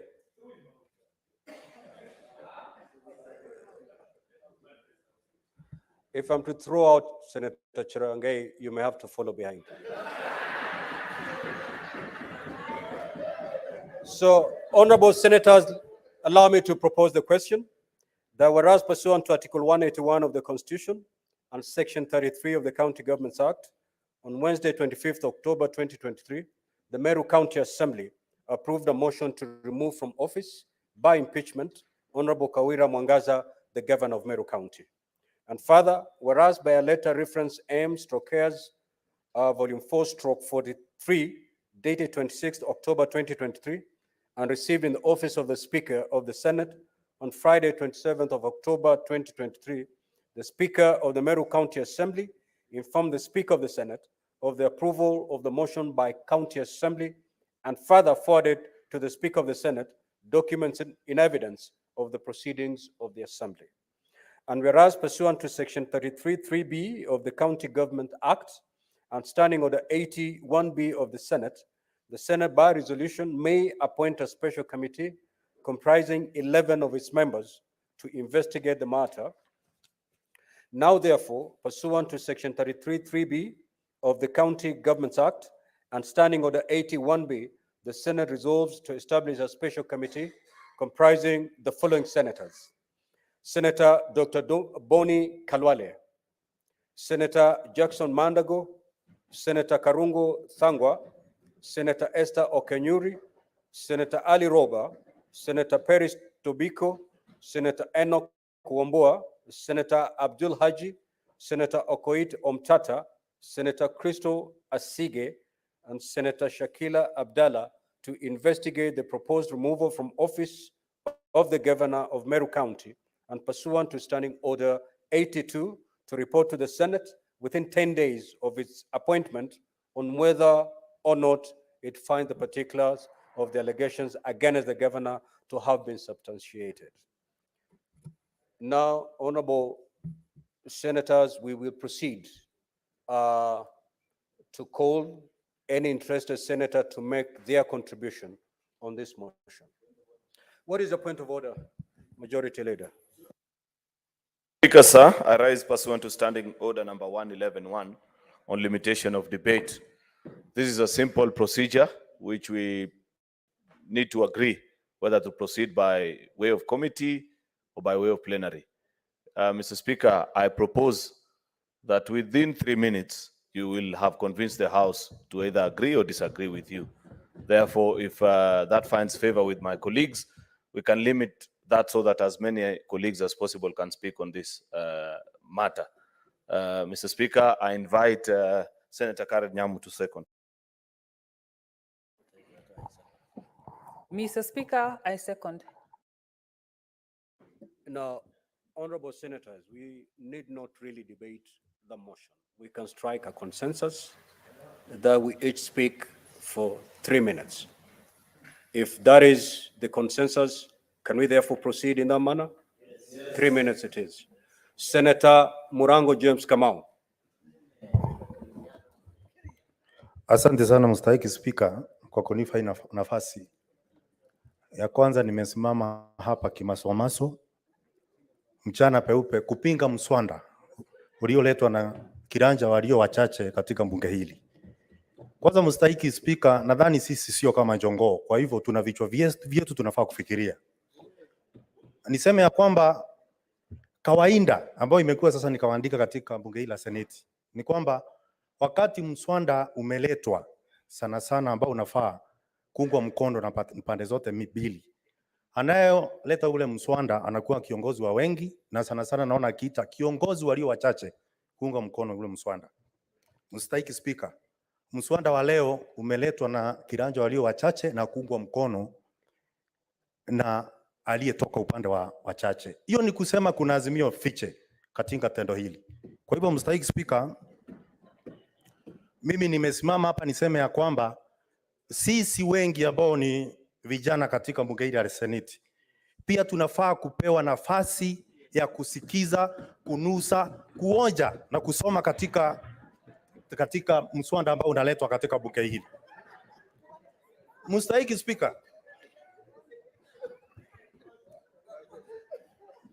Mstahiki Spika, niseme ya kwamba ukiangalia katika orodha ya wale watu wamewekwa pale, katika upande wa walio wengi ni wale watu ambao walikuweko wakati ule ambao gavana wa Meru waliletwa katika jumba hili la Seneti.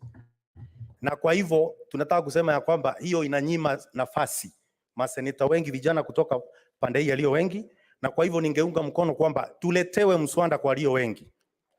Mstahiki Spika, sitaki kukubaliana kwa kusema ya kwamba wakati gavana atakuja katika bunge hili hataweza kusikizwa kwa njia inayofaa. Ukienda katika bunge la Wandi la Gatuzi la Meru, wote wakilishi wadi 29 walisikiza na wakapitisha, 59 walisikiza na wakapitisha. Hiyo ni kusema sisi hatujafika hata hiyo, hatujafika 69, Mheshimiwa Spika. Kwa hivyo mimi ningeomba ya kwamba upande walio wengi tusifuate mkondo kama samaki aliyekufa, tuweze kufikiria, tuletewe mswada katika bunge la Seneti, sisi wote tuweze kusikiza, kuchangia na kufanya maamuzi mbele ya kila mtu akiona, Kenya nzima ikitazama. Asante sana mstahiki Spika. Napinga. Senator Asotsi.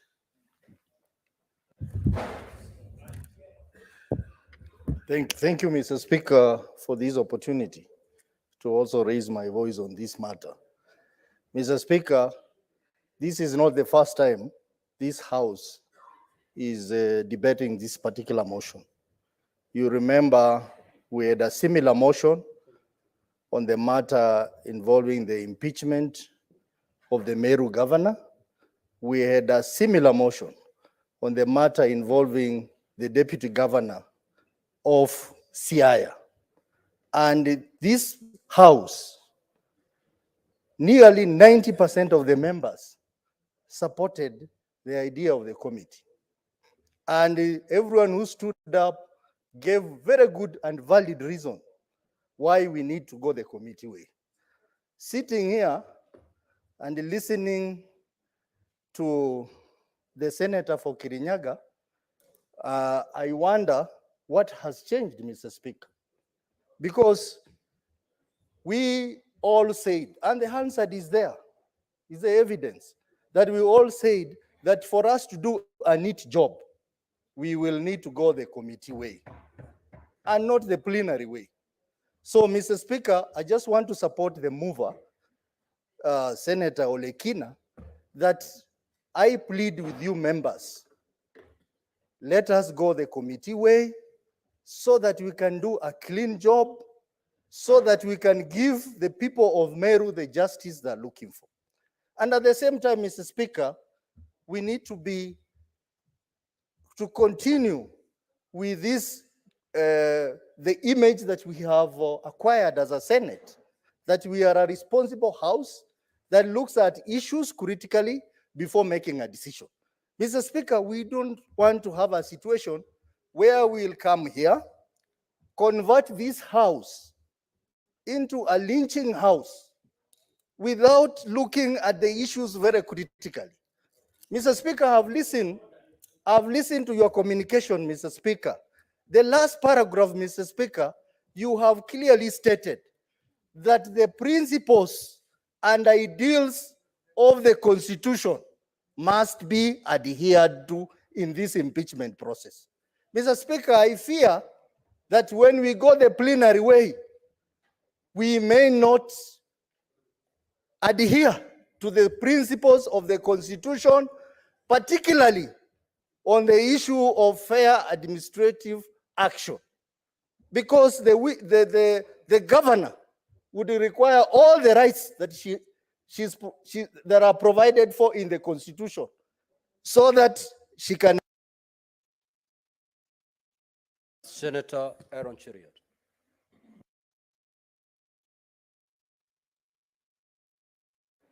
Thank you. Mr. Speaker, I have three quick things to say, but let me be clear from the onset that first, I rise to oppose this motion. Mr. Speaker, I rise to oppose for three simple reasons. Number one, as a leader in this house, I must learn to keep and honor my word.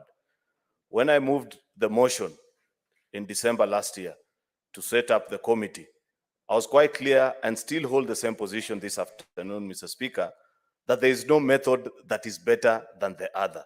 Anybody trying to peddle that kind of argument, in my opinion, Mr. Speaker, is misleading the House. I say that as a ranking member. I have participated in both plenary and committee impeachment hearings. And I can tell you without a doubt, Mr. Speaker, that both processes are fair, they are sound, they have a good legal basis, and they deliver the best result for the specific county that is before the House. Therefore, Mr. Speaker, when I moved that afternoon, I promised the House that at the next time we get such an opportunity, it will be my proposal that we go the plenary way. And therefore, this afternoon, Mr. Speaker, I want to propose that the House goes the plenary way so that we listen, all of us, sit here calmly and understand what is the issue with Meru. Second thing, Mr. Speaker, is that we need a cleanup of our laws. Perhaps members are wondering, how is it that we found ourselves in this situation?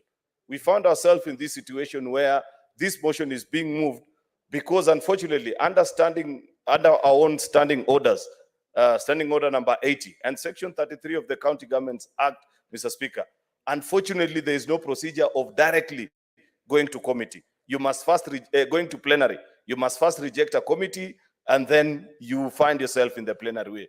It is my proposal and submission before this House, Mr. Speaker, that at the end of this process, we must move a cleanup of our standing orders and that law so that we can provide it in a fair and a cleaner way so that the House makes a decision. Just like, finally, Mr. Speaker, the decision of the committee, unfortunately, if they choose to absolve the governors of the blame, that is the end of that particular process. That is something that we must review, Mr. Speaker, eventually when you are done with this process, so that the House can have a footing and a final say on such matters from start to finish, so that eventually all the 47 delegations of this House gather and make a decision. Finally, Mr. Speaker, I want to plead with our colleagues, even if you're pursuing a particular interest, don't be unfair on the House.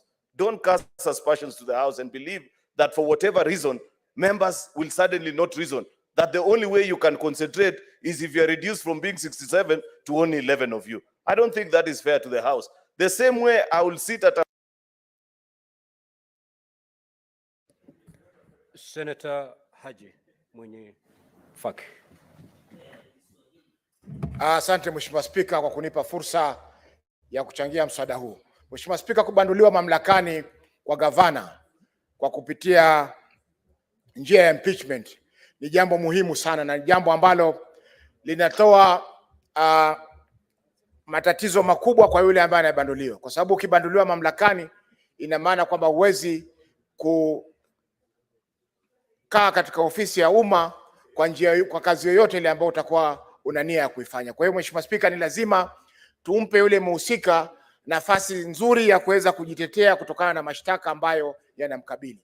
Mheshimiwa Spika, njia ya kamati ni njia mwafaka kabisa ambayo inampa muhusika nafasi nzuri ya kuweza kujitetea na kusikiza yale mashtaka ambayo yataletwa mbele yake. Mheshimiwa Spika, japokuwa seneti nzima, yani kupitia kwa hadhara, yani plenary, ina nafasi sawa na kamati, Mheshimiwa Spika, lakini tumeona katika historia ya impeachment ya Mheshimiwa Sonko, Mheshimiwa Waititu, hawakupata fursa nzuri ya kujieleza kwa sababu kazi yenyewe ni nyingi na inatakana ifanyike kwa muda wa siku 2. Mheshimiwa Spika, wiki iliyokwisha hapa tulikuja, mawaziri wawili walirudi bila kupatikana kwa kuwa tulikuwa hatuna quorum katika bunge hili. Mheshimiwa Spika, tukikaa hapa siku ambayo itakayotakana kukaa, na tunajua mara nyingi asubuhi wa maseneta huchelewa kufika katika bunge hili. Kwa Mheshimiwa Spika, itakuwa ni aibu kwamba nafasi ya kusikiza kesi inaendelea, wale ambao wataamua kesi hawako mahakamani, lakini kesi inaendelea kusikizwa bila ya wale watakaoamua kuwako mahakama hili. Mheshimiwa Spika, mimi naona njia mwafaka ni kuwa na kamati, na kamati ile ni maseneta wote, wale ambao watachaguliwa ni maseneta kama maseneta wengine. Mheshimiwa Spika, hii kadhia ya kuweza kubandikia kamati masuala ambayo hayakuweza, kwa mfano tuhuma za kupokea hongo ama tuhuma za kufanya kazi bila ya kuwa sawasawa, Mheshimiwa Spika, haifai, kwa sababu seneta yeyote ambaye anahudumu katika kamati ni seneta kama seneta mwingine, Mheshimiwa Spika, na kamati zote zinapokaa ni kamati za bunge la Seneti. Kwa hivyo kadhia zote ambazo ni za kuhakikisha kwamba kuna haki na usawa zinafanyika. Mheshimiwa Spika, ningependa kusema kwamba nafasi ya kamati itakuwa ni ndio njia bora kabisa ya kuweza kusikiza madai ambayo yamependekezwa na bunge la kaunti ya Meru, na hiyo itawapa fursa watu wote, wabunge wa bunge la kaunti ya Meru na Gavana Kawira Mwangaza watapewa nafasi sawa ya kuweza kusikiza kesi ile na kutoa uamuzi ambao utasaidia kuleta haki na usawa. Mheshimiwa Spika, hatuwezi kuwa kama bunge hapa. Senator Mundigi. Bwana Spika, mimi nakataa kuundwa kwa maseneta 11 ya kuchunguza mambo ya Seneta Kawira, mambo ya Meru, kwa gavana wa Meru, kwa sababu mnakumbuka wakati ule mwingine tulikuwa hapa na tukachagua seneta 11, na wakati walikuwa naangalia hiyo tukawa tumemrudisha na pia tukampatia onyo kali sana. Vile nataka kusema wale MCA 59. Senator Mundigi, hoja nidhamu yako ni gani, Senator Faki? Seneta wa Embu amesema zungusa. Sasa sijui ni kuzungumza ama ni kuzungusha. That point of order is overruled. Just proceed, Senator Mundigi. Senator wa Mombasa, masikio yako haisikii vizuri. Mimi umekula miraa na dawa ya kulevya. Sasa nyamaza, tuweze kuzungumza kusaidia watu wa Meru. MCA 59 walikubaliana mambo ya kutimua gavana kwa sababu ya kushindwa na kazi yake. Aidha gavana ni mama ama ni mwanaume, mpaka tuangalie vile. Senator Mundigi,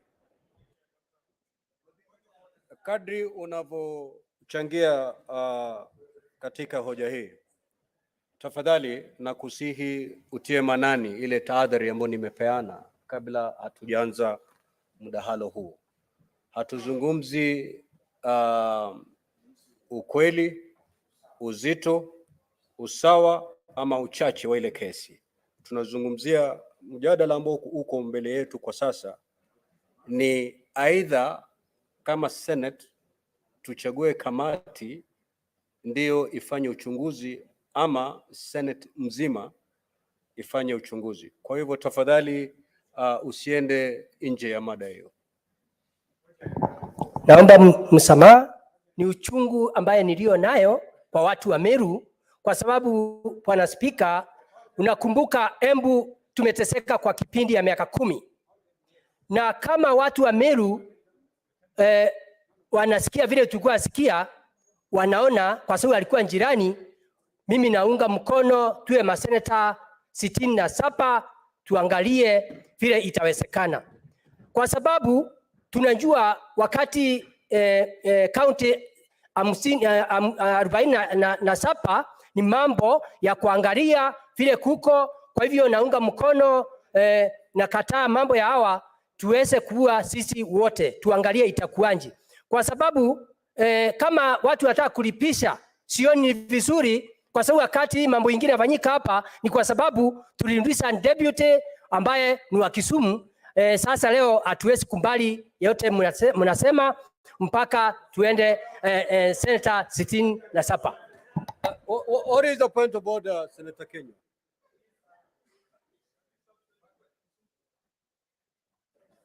Bwana Spika, nilimsikiza Mheshimiwa Mundigi akisema kusingizia kwamba seneta kutoka Mombasa anaweza kuwa anatumia madawa ya kulevya. Hakumsikiza Bwana Spika. Ningependa ya kwamba alisema namna hiyo Bwana Spika. Alisema Senator Mundigi, just sit down. Bwana Spika, nukuu zetu Bwana Spika. Order senators. Alisema Bwana Spika, nukuu zetu ningependa ziondolewe kwa sababu Senator Faki ni seneta wa nyumba hii, na kusema ya kwamba anaweza kutumia madawa ya kulevya si vizuri Bwana Spika. Senator Mundigi,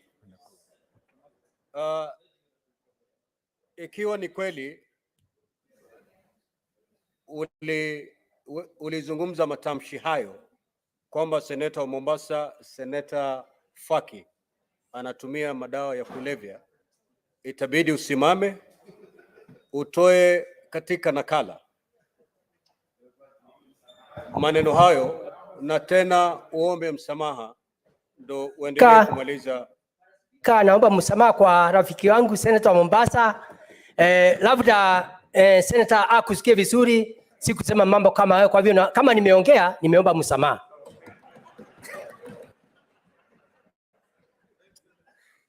Senator Eddie Okech. Mr. Speaker, I thank you for giving me the opportunity to contribute to this proposal actually by the minority whip.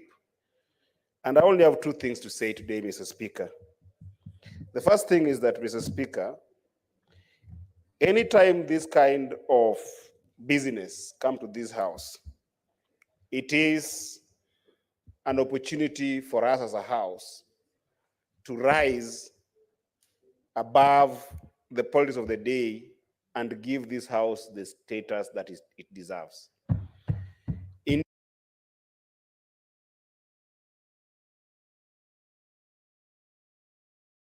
better way between the two ways. But I think that there was wisdom as to why they were actually put that you can either consider two options. And for me, it is circumstantial. It's circumstantial to the extent that, Mr. Speaker, the first thing that we must consider is the sanctity of this house. And why I'm saying sanctity is that we don't want to take a process that can leave us to litigation in whichever way possible. And, Mr. Speaker, we have had a house that we have these. Mr. Speaker, you must control Cherargei. He keeps on making a lot of Senator noise. Eddie, would you wish to be informed by Senator Fernandez? Cherargei is the most uninformed person in this house. I wouldn't wish Would to be you informed. wish to be informed? It's either I wouldn't yes wish. or no. I wouldn't wish to be informed by Senator Cherargei. So, Mr. Speaker, I want us to be cautious that we do not put ourselves in a situation whereby we are going to have litigations after this particular process. Number two, Mr. Speaker, the weight of this matter is exemplified by the fact that this particular county is bringing this issue for the second time in this house. I think that if that be so, then it behooves this house to make sure that there is absolute examination of every single issue raised in this particular impeachment.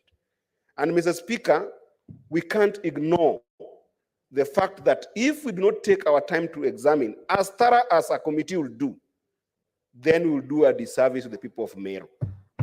I agree with the majority that both ways work, but the examination and justice that is needed will happen best when people are committed to examining those issues that have been raised. With that, Mr. Speaker. Senator Newton. Thank you, Mr. Speaker. I stand to oppose the motion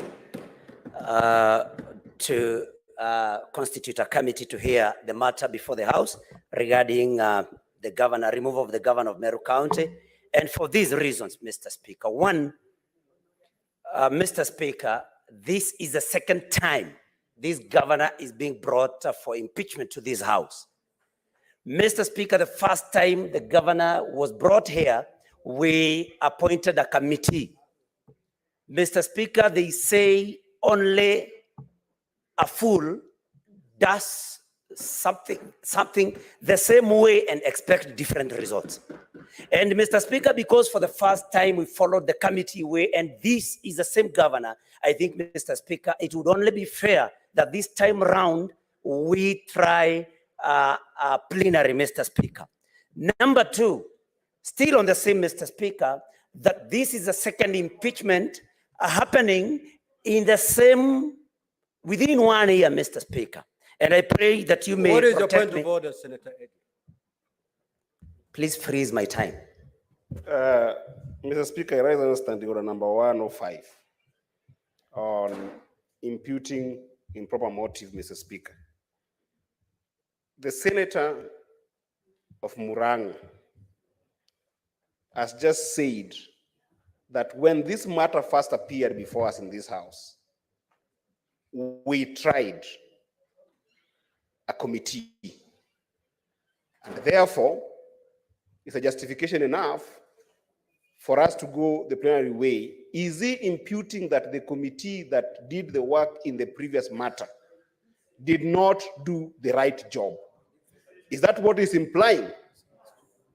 And even use the word like stupid in terms of the processes, Mr. Speaker, and fools, Mr. Speaker. Is he suggesting that the committee that was anointed by this House and given that task to do the other time was not proper? And does he want a different outcome because that committee did not do a right job? Senator Newton. Thank you, Mr. Speaker. I wouldn't have wanted to spend most of my time responding to standing orders. But Mr. Speaker, I did not say, and I think it's very important for members to listen keenly. I said, they say, they are adages, Senator, through the Speaker, only a fool does the same thing every time and expect different results. That is not me that said that, Mr. Speaker. Allow me to respond. But Mr. Speaker, I know he wants to distract me. So, Mr. Speaker, kindly allow me to proceed with my contribution. Order, Senator. Order, Senator. Order, senators. Can you conclude your contribution? Thank you, Mr. Speaker. I was just about to say before the rude interruption from the Senator from Migori that, Mr. Speaker, the fact is that this governor is being impeached for the second time. The County Assembly of Meru is like doing an appeal, Mr. Speaker. And Mr. Speaker, I have a right to be heard, and then they will raise their points, Mr. Speaker. Just So, take your seat, Mr. Speaker. Senator Newton, take your seat. And freeze his time, please. What's your point of order, Senator Sifuna? Mr. Speaker, I believe that this would fall under the ambit of anticipating debate, because what our colleague, the senator, is saying is that there is a desired result. And that, in fact, if you go the same way, you will get the same result as last time, and that result was not desirable. What we are saying to him, what we are saying, Mr. Speaker, in accordance with your guidance, nobody should anticipate what result would arise from what process. That is what you guided us to do. So he should refrain in his debate from suggesting that somehow, and by the way, Mr. Speaker, there is no such thing as a second impeachment acting as an appeal. No. I believe, I have not read the facts and the allegations, that they are based on new facts and new allegations, and that they are being treated as a new case to be examined objectively on the basis of the facts and the evidence. So he is out of order, Mr. Speaker, and I would wish that you would rule on that particular objection. Senator Newton, the motion before us is a motion to have a special committee investigate this matter. From the onset, if I heard you correctly, you're opposed to it and you favor the plenary. Convince your colleagues why the plenary is the best way to go without necessarily going the route that Senator for Nairobi has just cautioned. Thank you, Mr. Speaker, for your guidance. I was just about to say, but you have advised me to avoid going that route. But I was just going to say that the second reason that I oppose this particular motion is because we have from our side the same members that had this, that did the first impeachment proceedings in this House, Mr. Speaker. And so that was my second reason. Mr. Speaker, I have listened to my colleagues saying that the committee way will be able to investigate the matter in a better way than the plenary way, Mr. Speaker. And my submission is that, Mr. Speaker, from what I know, two heads are better than one. So, Mr. Speaker, I'm not convinced that when members are fewer, they'll be able to do a job. Senator Dulo.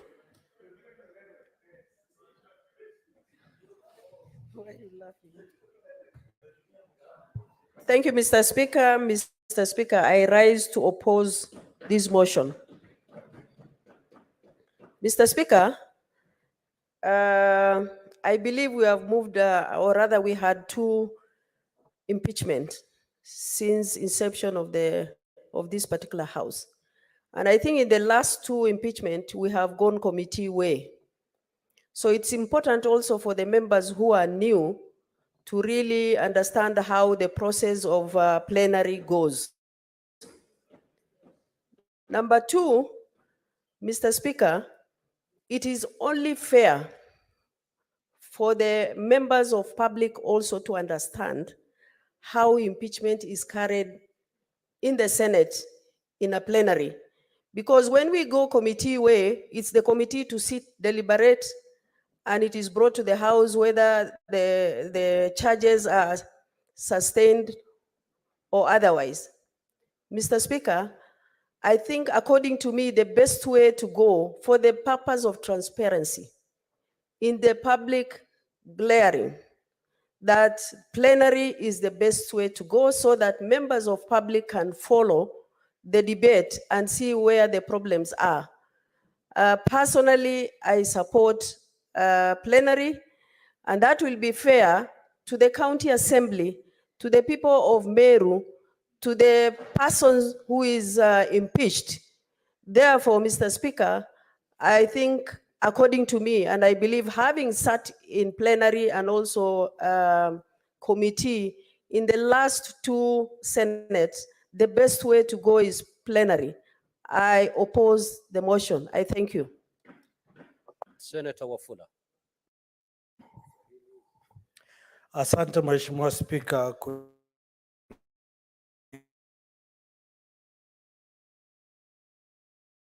Huyu alikuwa hapa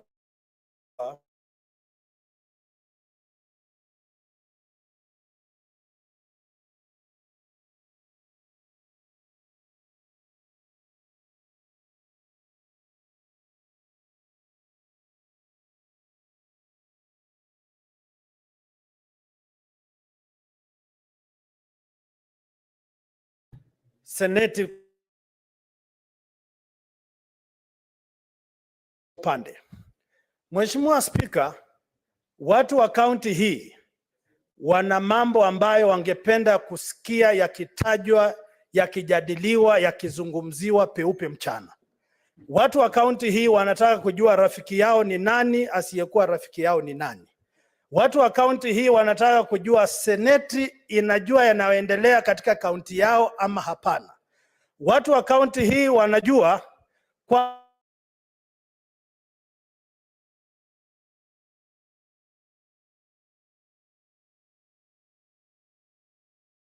wanaitwa madaktari, wanaitwa maprofesa, wale ambao ni walimu, wadhihirishe uwezo wao wazi mchana kadamnasi ya umma. Ni wapi ama ni shinikizo zipi zinahakikisha kwamba wanapata haki ama wanapata nafasi ya kujieleza, kwa sababu Senate ni jumba la kutetea ugatuzi. Iwapo viongozi kama MCAs wamekata kauli kwamba lazima Pilato awape nafasi wasulubishe Barnaba ama wasulubishe Yesu, sisi ni nani, Mheshimiwa Spika, tuje hapa tuchukue nafasi yao kana kwamba hawana akili, si watu timamu kuamua hatima yao? Mheshimiwa Spika. Senator Fuller, you are out of order to the extent of that particular statement. Naomba msamaha, naomba kuondoa. Lakini kabla sijakaa, Mheshimiwa Spika, watu kwetu usema fisi aliambia jiwe, japo umenyamaza lakini umesikia. Asante Mheshimiwa Spika. Senator Asige. Thank you very much, Speaker. First of all, I'm not too sure why Senator Kajwang would have wanted to block me from supporting my whip. However, he is very well aware that I am a musician, and an award-winning musician at that, and my voice will be heard one way or the other. Mr. Speaker, please Order, I will sing, but I will sing Order. on Friday 3rd at Orchid Lounge for all of us. So please come. That's where you'll find me singing this week. Mr. Speaker, I support this motion. And I've heard arguments about promises that have been made in the first impeachment motion, and now they want to be fulfilled here. But Mr. Speaker, I will remind the House that this is not the second motion, this is the third. If a promise was supposed to have been fulfilled, it should have been done so in the impeachment of the DG of CIA. That has now come and gone, so for me, that does not hold. Second, it's also been argued that the same members from the majority side are being recycled in this committee. However, Mr. Speaker, to me, that sounds like an internal wrangle, an internal communication and conversation that should have been had with senators from the majority side, with their leader, and not something that should be brought to this House as part of the debate, because Mr. Speaker, Meru does not want to know who is being recycled or not. Meru does not want, the governor does not want to know, and neither do we, Mr. Speaker. I think that is something that should have been lobbied and persuaded internally for the majority side. Mr. Speaker, I also believe that committee is the correct way to go, because interrogations will be had, and pardon me, and the evidence, thank you, will be combed through in a much more succinct way than if we are sitting here throwing mud at each other, slinging at each other in terms of our debates, and then of course wasting the precious time of this honorable House. Mr. Speaker, I just want to reiterate the importance of giving somebody, in this case, the governor of Meru, a fair hearing, and that will be done if, in my opinion, 11 people sit down, put their heads down and focus on the evidence and interrogate this matter to its conclusion. And thereafter, the House will have an opportunity to vote either for or against whatever the committee decides. Mr. Speaker, I want to again reiterate that I support the motion, and I thank Senator Kajwang for giving me, even though not in the first instance, this instance to do so. Senator Mutenda.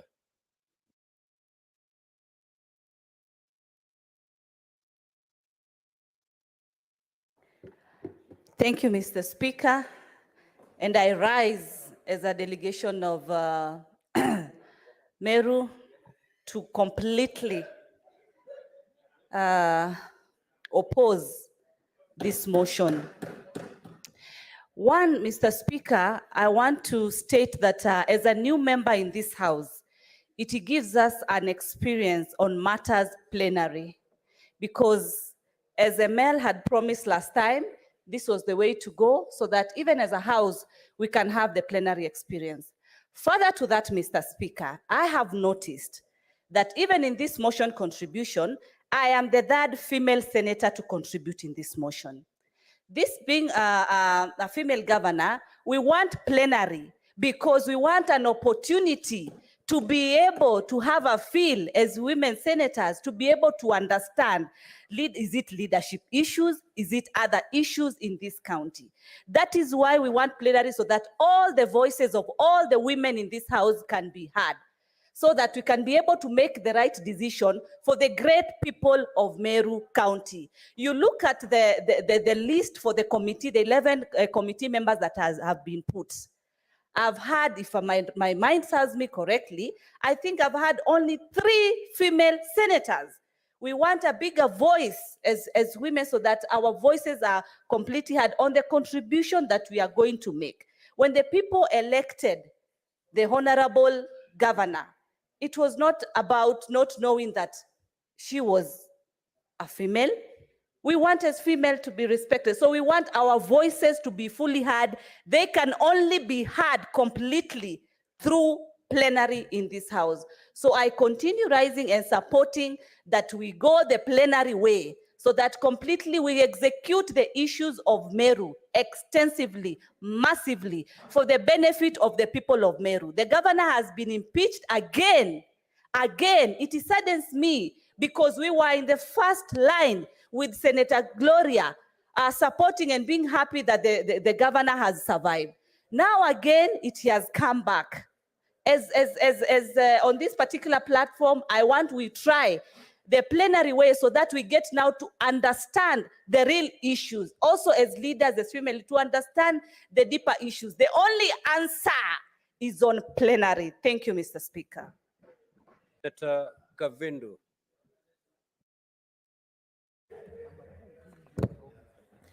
Asante Bwana Spika kwa kunipa hii fursa niweze kusupport hii motion ya kwamba hii impeachment ipelekwe kwa committee.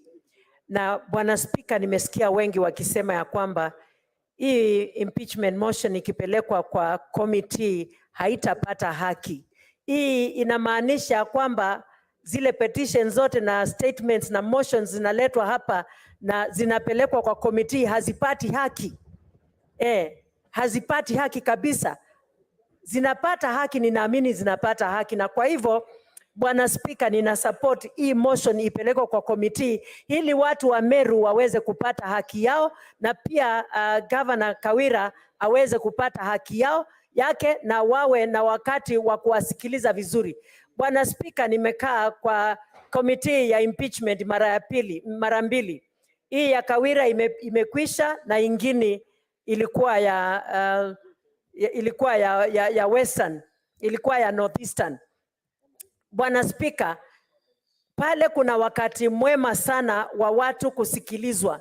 Kama ni governor asikilizwe, kama ni malalamishi ya MCAs na watu wa Meru pia wasikilizwe vizuri kwa makini. Na kwenda kwa committee haimaanishi ya kwamba watu wa media hawezi kuja pale, watu wa Meru wakaweza kufuata kabisa kile kinatendeka kwa committee. Mimi niko kwa committee ile ya Bomb Blast 1998, na kila wakati munaona kwa media, kwa maana tunaita watu wa media pale kuja, itakuwa wazi hata kwa committee. Nina support iende kwa committee. Asante Bwana Speaker.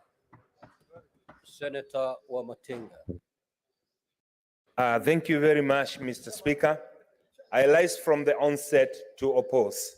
Mr. Speaker, sir, I am quite perturbed by the mathematics that have been done in this House. I thought, Mr. Speaker, sir, that a bigger number will give us a wider base of knowledge. Mr. Speaker, sir, 11 members cannot and will never possess the knowledge that the 67 members in this House must have.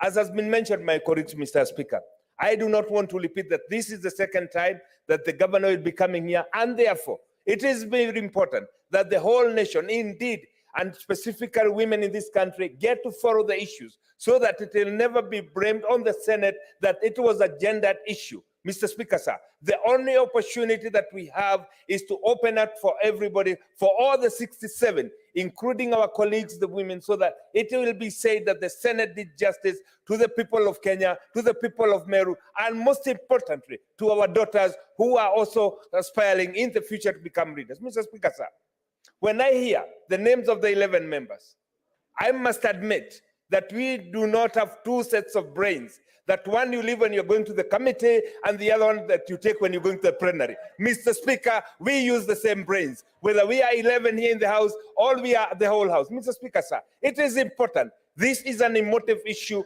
and we must consider the weight it carries by going the plenary way so that the whole Republic of Kenya will know that indeed this senior house, this superior house has the composition to deliver justice, not only to Kenyans, but of course to the future generations. And I want also to be very future-centric. We need to give the confidence of all our daughters who aspire to become readers that indeed the House of Senate can deliver justice by opening this so that it will be discussed in clear daylight for everybody to take home. Mr. Speaker, I oppose.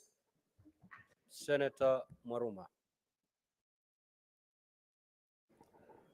Yeah, thank you, Mr. Speaker, for this opportunity to support the motion by Senator Ledama Olekina. Firstly, I would like to say, Mr. Speaker, that both ways, plenary way and committee way, are provided for in the standing orders. However, Mr. Speaker, one of them is better than another in terms of how we approach the proceedings.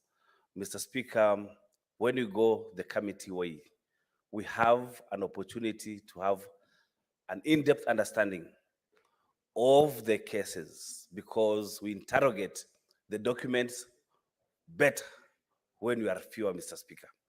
We had opportunity, Mr. Speaker, to go through the same petition of Kawira Mwangaza, Honorable, when we were led by Senator Boni Khalwale, Dr. Boni Khalwale.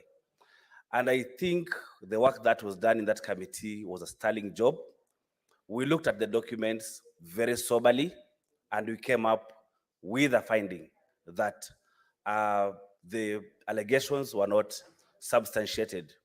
When you went the committee way in the case of Deputy Governor for Siaya, again, the committee that was there looked at the documents, and there were some allegations that were substantiated. But again, there was opportunity when you came to plenary, again, to overturn the findings of the committee, and Honorable Odol was let off the hook.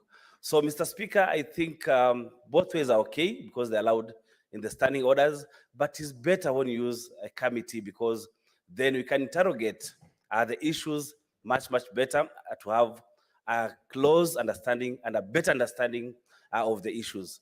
Mr. Speaker, when I saw the list from the majority side, I knew we were set.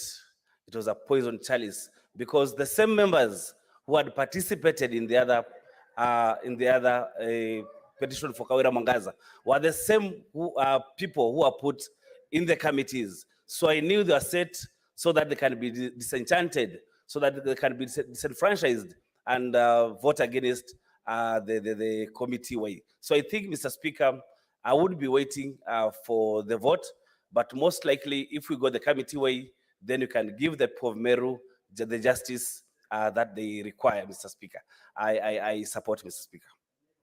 Senator Chute. Thank you very much, Honorable Speaker. Let me use the word of Senator Maruma. Thank you very much for noticing the issue of the 6 members. And Senator Ledama should have known this. And I think we don't need to waste a lot of time. The Speaker, Article 181 is very clear. It talks about the impeachment of a governor. Standing Order 80B1 talks about special committee. B2 talks about the plenary. Mr. Speaker, 7 governors were impeached since 2013, starting from Governor Wambora, Governor Chepkwony Waititu, Anne Waiguru, Mike Sonko, Mohammed Abdi from Wajir. This is to notify Senator for Machakos. We don't have a county called Northeastern. We have a county called Wajir. That is where Mohammed Abdi comes from, was impeached. And the latest governor to be impeached now is Senator Kawira Mwangaza from Meru. And also, we had an opportunity to have our guest here, Deputy Governor, Dr. William Odwol. William Odwol went through 11-member, Martin Wambora, 11-member committee, Chepkoni, 11-member committee, Anne Waiguru went through 11-member committee, and also Mohammed Abdi went through 11-member committee. And the latest one, the previous Governor Kawira went through 11-member. And Waititu went through plenary, and also Senator Governor Mike Sonko, Sonko's impeachment went through plenary. Mr. Speaker, these methods are all okay. And I don't want to say I will support it or oppose it, but I would want to ask our brothers on the other side, let us not argue on this. Let's go plenary way, because it's an experience for some of us also to learn this process for new members like me and others, and those members who didn't go through this process. I will request kindly, let's follow this process and have plenary way. Thank you very much, Mr. Speaker. Senator Kajon. Mr. Speaker, as I rise to comment on this motion, the leadership of this House, and those are the gentlemen and women we have put in the Senate Business Committee, should spare us this agony that we are going through. Mr. Speaker, this debate has not helped to educate anybody. It has only helped to expose the bias amongst the judges sitting in this House. Senators will be sitting as judges, and the bias is clear. Everyone who stands on my side supports, everyone who stands on the other side opposes, and yet we have not even heard the case. We have only read the charges. Mr. Speaker, in future, I want to encourage the SPC, because that is where the numbers are balanced, and we've got our leaders that we trust and the leaders that we have entrusted with a mandate to bring us a formula that will not be subjected to debate. Secondly, Mr. Speaker, the leader of majority referred to standing order number 80. What is the point of order, Senator Ledama?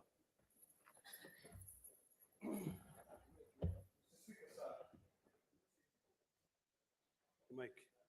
Mr. Speaker, sir, I rise on standing order number 80, which is the standing order that we are prosecuting. And I would not wish to disrupt my colleague and brother, who I respect quite a lot.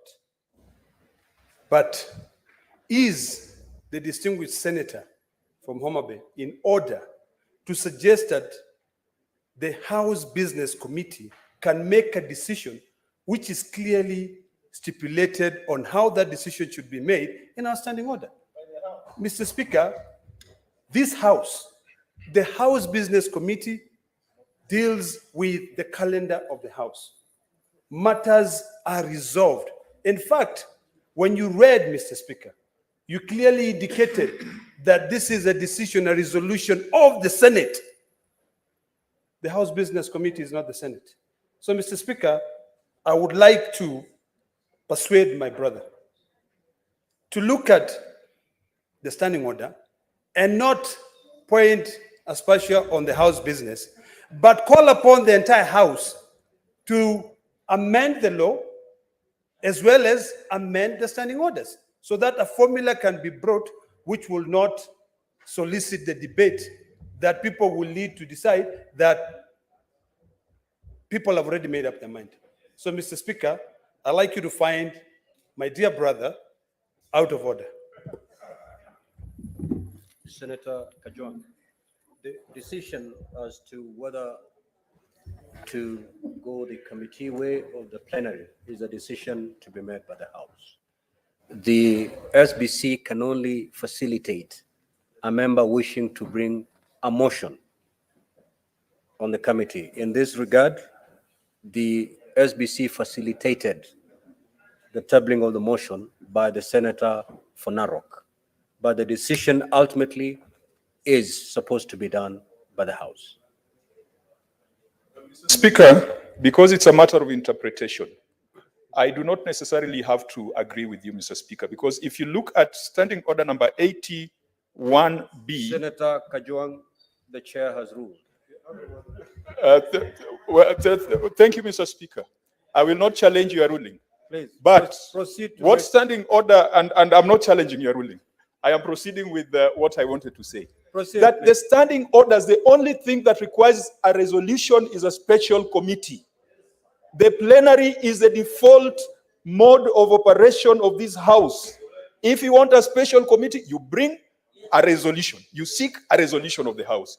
Otherwise, by default, this Senate is supposed to process impeachments in plenary. Special committee is an exception that is acquired through a resolution of the House. And I'm not challenging, Mr. Speaker, I am not challenging the tabling of this motion, because this motion seeks the resolution. So there's nothing wrong with the motion.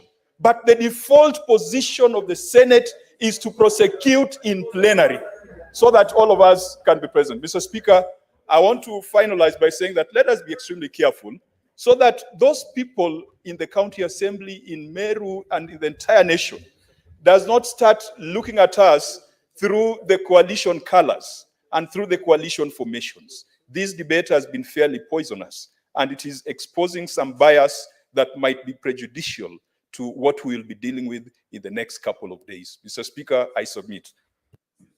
Thank you. Senator Ledama. Senator Ledama, order. Order. Senator Chirange. And I need Senator Kajwang. Okay. The mandate of the Senate is to prosecute this matter at the plenary. However, the Senate, in its own wisdom, can decide to form a committee. Senator Chirange.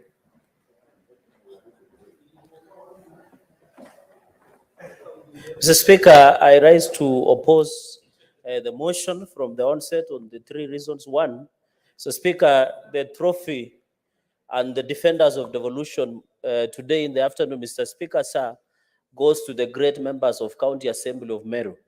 Mr. Speaker, I hope many MCAs should benchmark with the wonderful work that the MCAs of Meru are doing. They have been very consistent and patient, and I want to laud them for taking the bold step, Mr. Speaker. You know, unfortunately, governors have made most of our MCAs as their partners in bad governance in counties, Mr. Speaker. This should be a warning to many county governors that when you have MCAs who play their rightful role of oversight, Mr. Speaker, then it is very important. So I allowed, Mr. Speaker. Number 2, Mr. Speaker, there are reasons as to why Standing Order number 80 and Section 33 is very clear. So, Speaker, when we prosecute either by committee or by plenary, Mr. Speaker, I want to invite most of the colleagues who have never had the privilege and rare opportunity of prosecuting to plenary, Mr. Speaker. What is the point of order, Senator Eddie? Freeze my time. Mr. Speaker, I rise with the point of order of limiting debates. Mr. Speaker, the Senator for Nandi has just prosecuted on this matter conclusively, stood in front of this House and gave a judgment on the work of MCAs and on the personality of the governor for Meru, which in his own wisdom, what you read as charges that were forwarded before us, the governor stands guilty. Mr. Speaker, the debate that we are having here is whether we are going to prosecute these matters on principle in committee or in the plenary. Is Senator Cherargei in order, Mr. Speaker, to make a judgment on substantive issues that we are yet to discuss as a House, Mr. Speaker? And Mr. Speaker, you in your ruling, Mr. Speaker, I find this one grossly disorderly, Mr. Speaker, given that you had given Senator Cherargei a lot of warnings, Mr. Speaker, and I think that he's doing this deliberately, Mr. Speaker, perhaps to actually disregard the orders that you're giving, Mr. Speaker. I think you should find him in order, Mr. Speaker, if it pleases you so, and throw him out of this house, Mr. Speaker, because he's reducing this house to a mere theater of jokes, Mr. Speaker. I rest my case, Mr. Speaker. Senator Chirange, I gave the guidance when I was giving the communication. What is before you is a motion to pass a resolution for special committee. Either you're for it or you're not for it. The substance of the impeachment cannot be the subject matter of any senator's contribution here. It's either you're opposing and you give the reasons why you think the plenary will be a better forum to handle this matter. Kindly avoid delving into the substance of the impeachment. Thank you, Mr. Speaker. I'm well guided, but in the words of Burning Spear, there is a saying that we are not all that stupid, Mr. Speaker. Mr. Speaker, I want to borrow in the words of Lucky Dube, Mr. Speaker, the reggae, that justice, fairness, and social equality should be the cornerstone, Mr. Speaker. Mr. Speaker, the reason I'm saying is we need to ensure that there are principles of natural justice. Mr. Speaker, plenary, Waititu case, Songo case, among other governors that were, we listened to, Mr. Speaker, through plenary, it gives opportunity to new members to learn, because Senate should be the learning curve to expose them, Mr. Speaker. The committee way is limited because at the resolution of the committee, I had a misconception and misleading the House at some point by some members that saying Senate will have the second bite on the cherry. It does not have, Mr. Speaker, because when the committee sits and agree that governor is not guilty or not guilty, Mr. Speaker, then that matter ends there, Mr. Speaker. So we are ready to listen to the plenary way as we listen to the tunes of guitar, Mr. Speaker, so that we understand.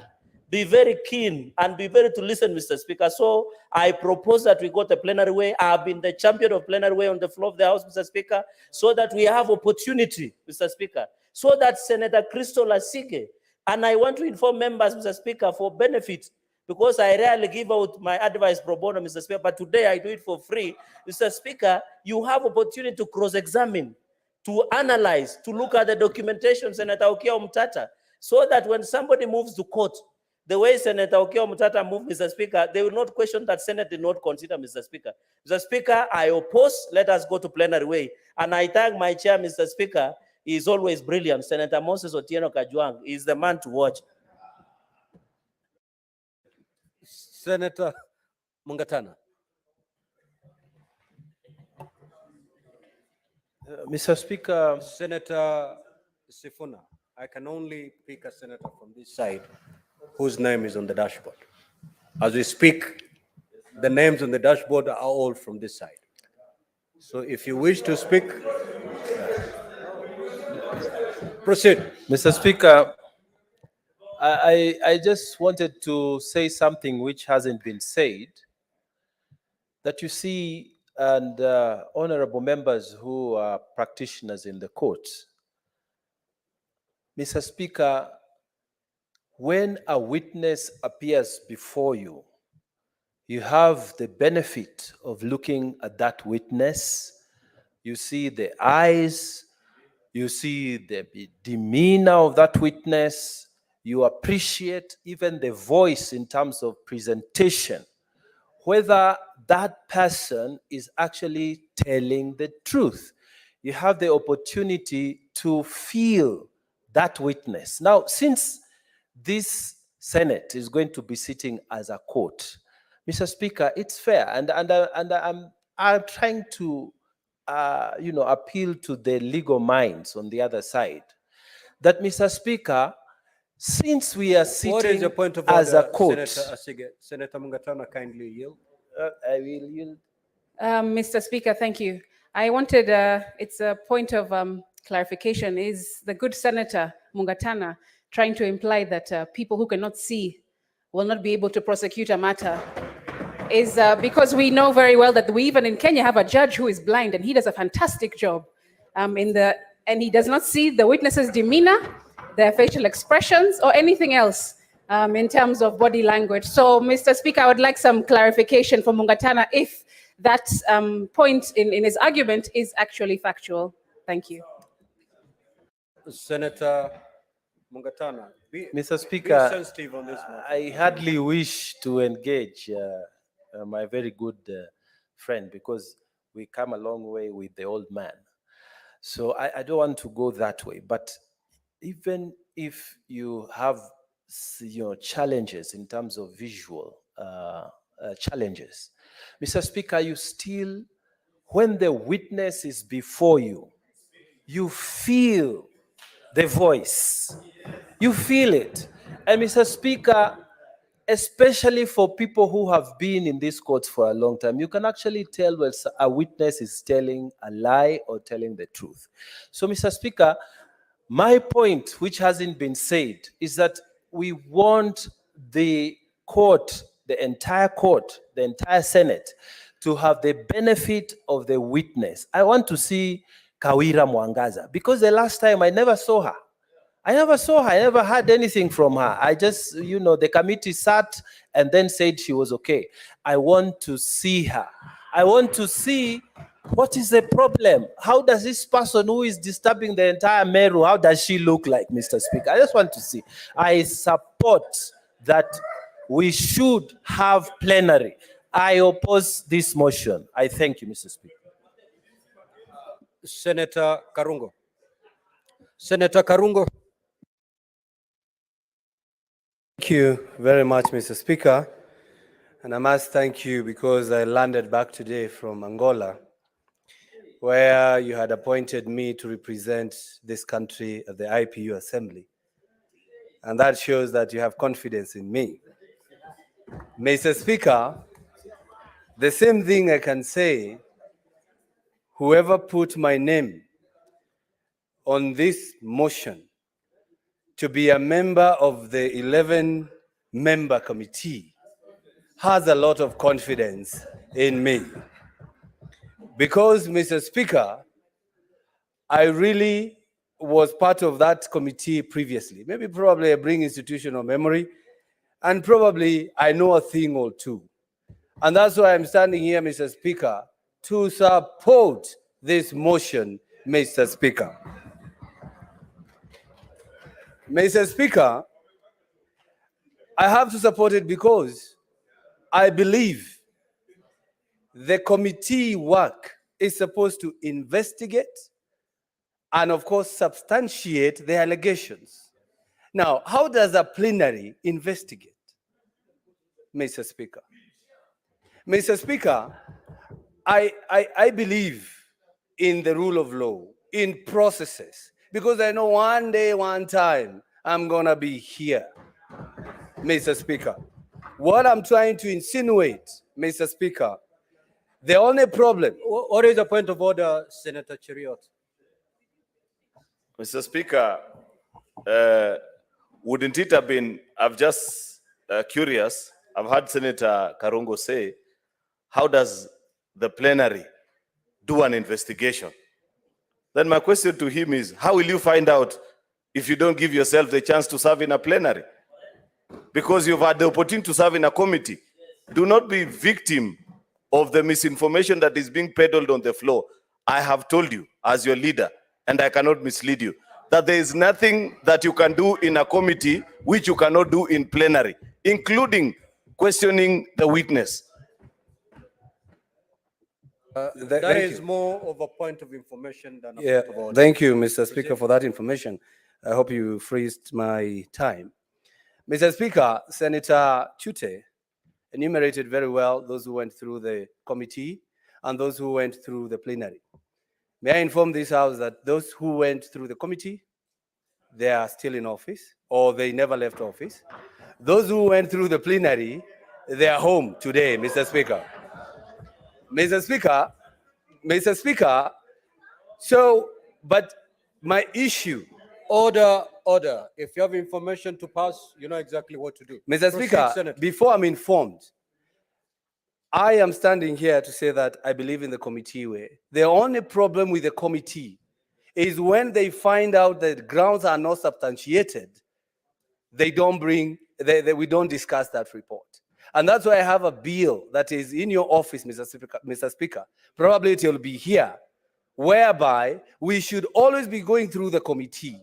But either, whether they find substantiated or not substantiated, it must be brought to the plenary for scrutiny so that we can go through it, all of us. But a committee will always do a good work by writing to offices. Now imagine, we want to stand here as a plenary and I want to investigate myself. Do I write as Senator Dhangwa or do I write to the Speaker for the Speaker to write to that office? But a committee has a chair. Senator Roba.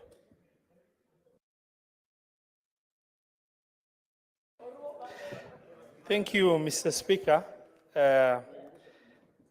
I rise to contribute to this motion before I decide whether to oppose or to support. Mr. Speaker, I was privileged to have served in the first impeachment as a committee member, and quite sincerely, I hold a favorable view that a committee will do justice to this impeachment process by getting the opportunity to be able to look in depth into the issues. However, Mr. Speaker, I was disadvantaged. It was unfortunate enough. The behavior that was portrayed during the first impeachment by members of this House, and members of this House were people who are not members of the committee, who really went ahead to give even derogatory statements directly in the face of committee members in the most disrespectful manner, without any justification whatsoever, that has really put a lot of question mark on the diligent investigation done by the committee and the decision that the committee undertook. And eventually, what came out is a situation that manifested a position of distrust within our own members here. And I want to go on record for purposes of, for the benefit of the people of Meru County, for them to understand we are not prosecuting anything at the Senate right now. We're only trying to agree on modalities of execution of the responsibility before us. And as such, there's no predetermined position. We're only agreeing which both ways are legal. I incline, because of that bad experience and the position of distrust that was portrayed by members of this House, that maybe for the benefit of them getting to understand the treacherous work that the committees undergo, to give them the opportunity for that to be executed through the plenary as suggested. Both ways are legal, and Honorable Speaker, I am not responding to my brother Kajwang, but there is nothing wrong, with holding different views, in terms of whether A or B, in terms of what is constitutionally allowed. And we're only taking that position. That is my take, Mr. Speaker. Thank you. I oppose. Senator Akinyi Beatrice. Thank you, Honorable Speaker. I rise to support the position that we go the committee way. One, Honorable Speaker, from the presentations earlier, one of the senators indicated that we should give new members an opportunity to also get the experience of the committees. And Honorable Speaker, I've seen in the names that have been forwarded, Senator Sige is one of them. She had not been a member of an earlier committee. And so I want to support, that will be a very good opportunity for her also to experience the committee way. And Honorable Speaker, that should also follow that a number of us that are new in the next time will also get an opportunity to experience the committee way of dealing with impeachment. And Honorable Speaker, the second reason why I want to support going by the committee is that committees are also... Order, senators. Senator Miraj. Thank you, Honorable Speaker. The committee will also ensure that the matter is dealt with clarity, Honorable Speaker, because there'll be fewer members, less time is spent in the deliberations. And so, Honorable Speaker, I support the committee way so that we also want to see the committee should also intensely study how over 3/4 of MCAs would vote against the governor. And that can only be determined by intensively looking at the matter in a more, where less members are. I therefore support the committee way, Honorable Speaker. Senator Veronica. Honorable Speaker, thank you for this opportunity. I rise to oppose this motion for the reason that Standing Order 80 provides for the procedure for removal of a governor. It provides either for plenary and provides for a special committee. Mr. Speaker, when I look at the functions that are laid out in Standing Order 82A and B, Mr. Speaker, the function remains the same for both the special committee and the plenary, Mr. Speaker. And Mr. Speaker, just in line with the message you read to this House, as you were detailing the charges that have come from the Meru County, it was clear, Mr. Speaker, that when Senate resumes as plenary or as a special committee to consider the charges that are levied against the governor, Mr. Speaker, either the special committee or the plenary will have the function to investigate the matter, and it will suit as a quasi-judicial body, Mr. Speaker. That means it will not be ordinary debate. It will be a body that will be investigative in nature. Any document that is presented, nothing will stop the Senate, the plenary, Mr. Speaker, from questioning any document, taking evidence, Mr. Speaker, calling and cross-examining any witness who appears before the plenary or the special committee. That is why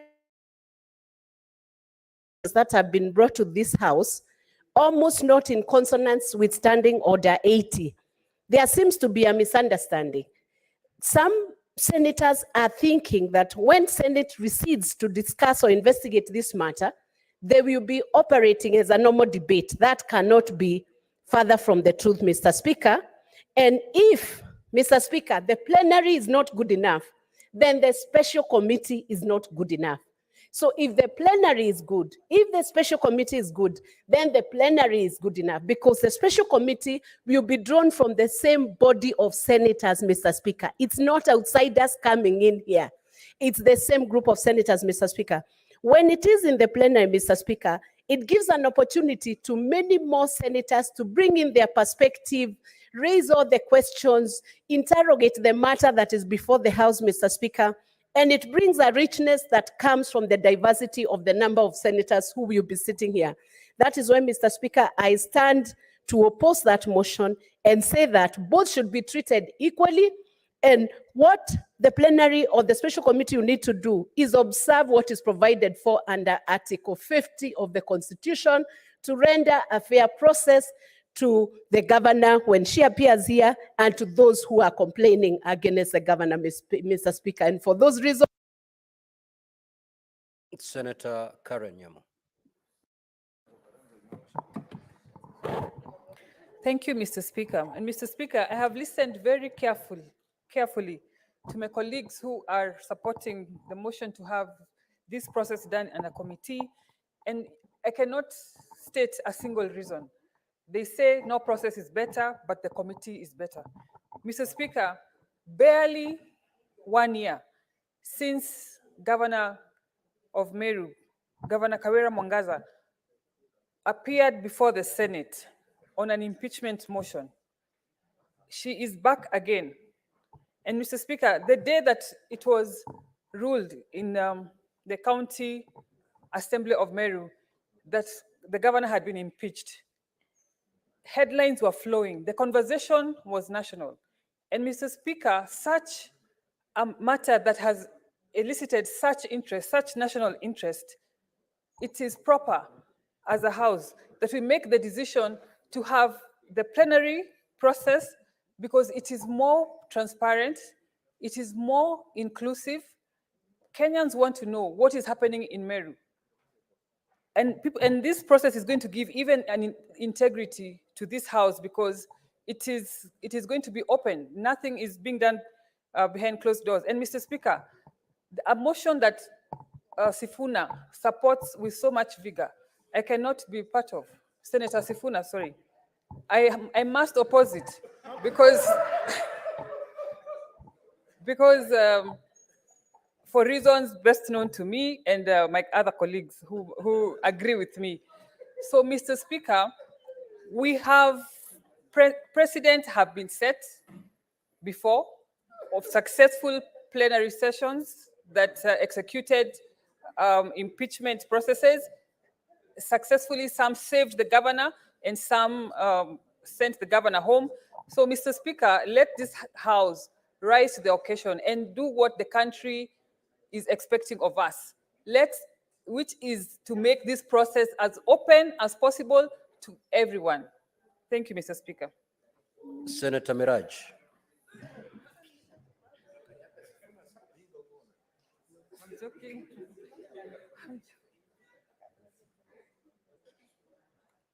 Mbona? Asante mstahiki Bwana Spika, na mimi nasimama kupinga hoja hii na kubaliana na seneta mwenzangu Tabitha ya kwamba sisi kama wanawake tutakuwa wachache katika kutoa mwelekeo wa impeachment hii. Kwa hivyo mimi pia naungana na walio wengi kusema hiyo hoja iletwe hapa tuisikize sote kwa pamoja. Asante. Senator Gloria.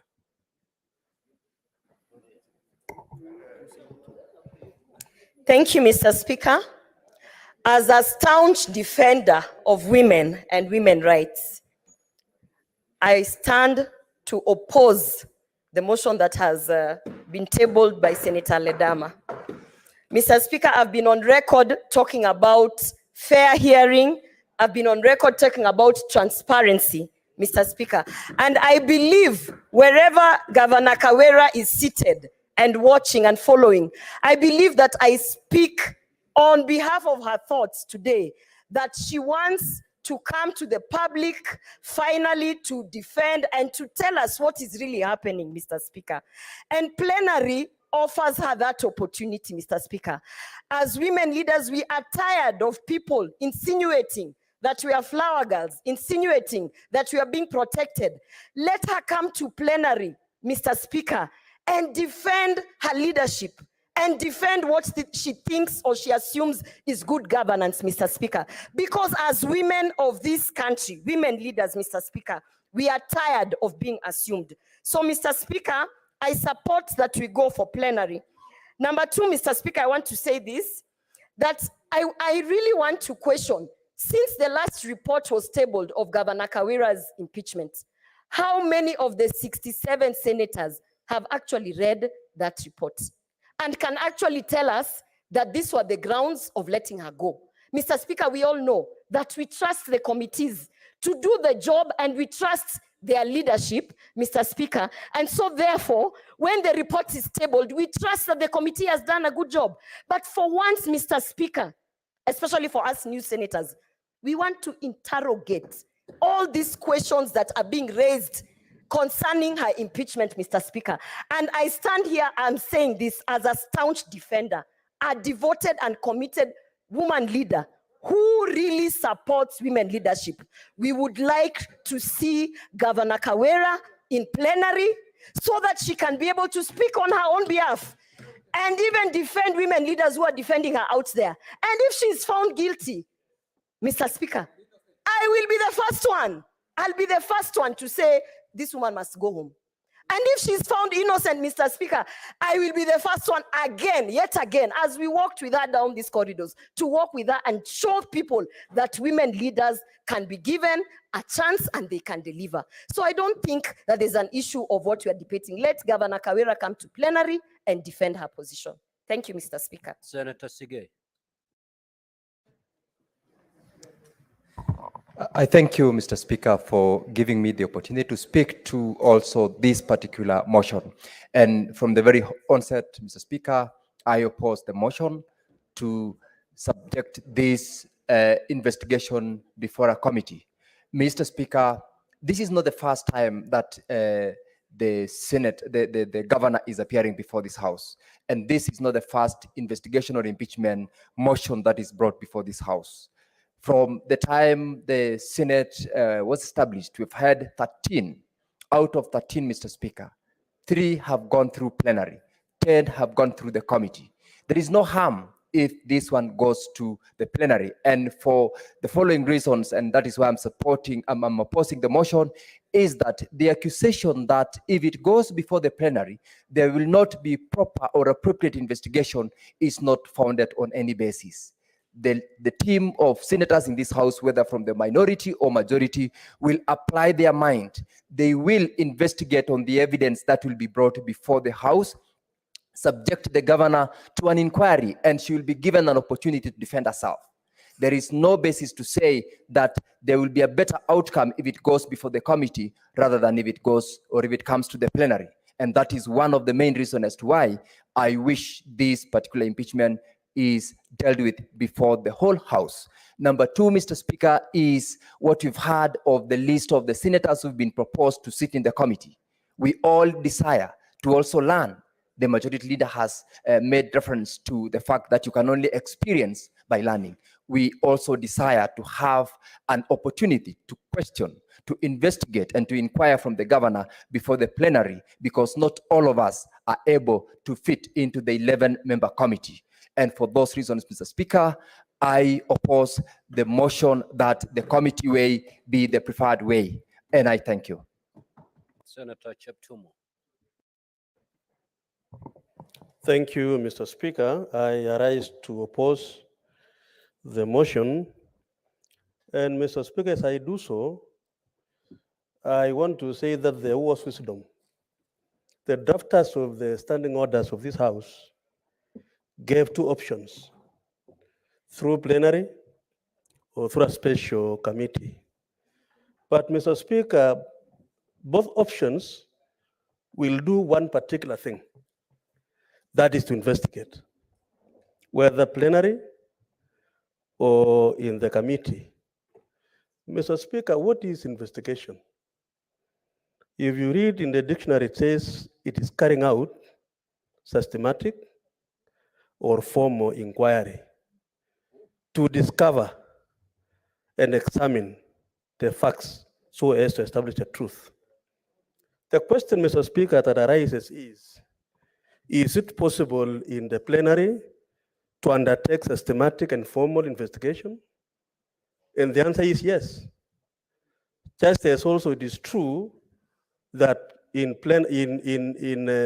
committee, you can do the same. Mr. Speaker, when this issue came before the House, the first time the governor for Meru was impeached, Mr. Speaker, this House gave a chance to the committee. And Mr. Speaker, we know the consequences of that particular impeachment motion. Mr. Speaker, today, we have the second impeachment motion.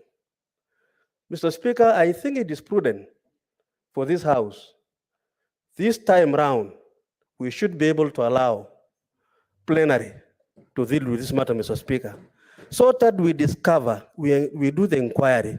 And Mr. Speaker, I want to agree with what Senator Nyeri spoke about. We don't think better in special committee than when we're in plenary. In fact, to me, Mr. Speaker, the debate and the discussion in plenary will actually even be more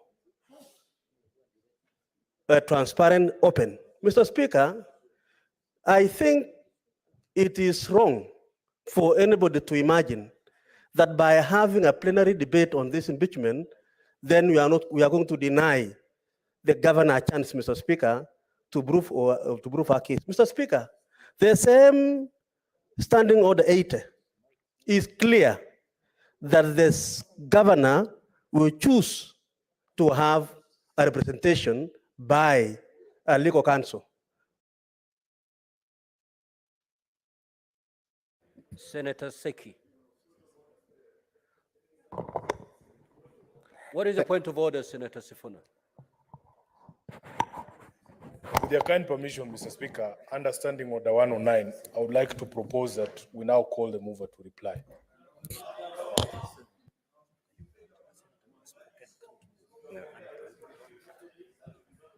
Senator Sifuna,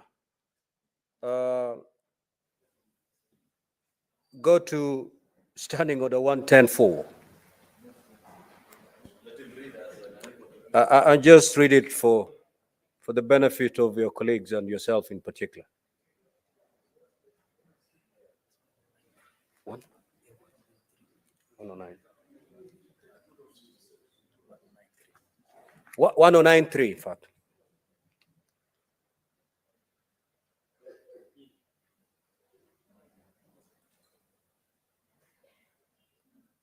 Do you wish to proceed with your point of order?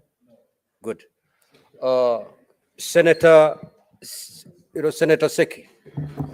Thank you, Honorable Speaker. I also rise to oppose this motion on the impeachment of Governor Kawera.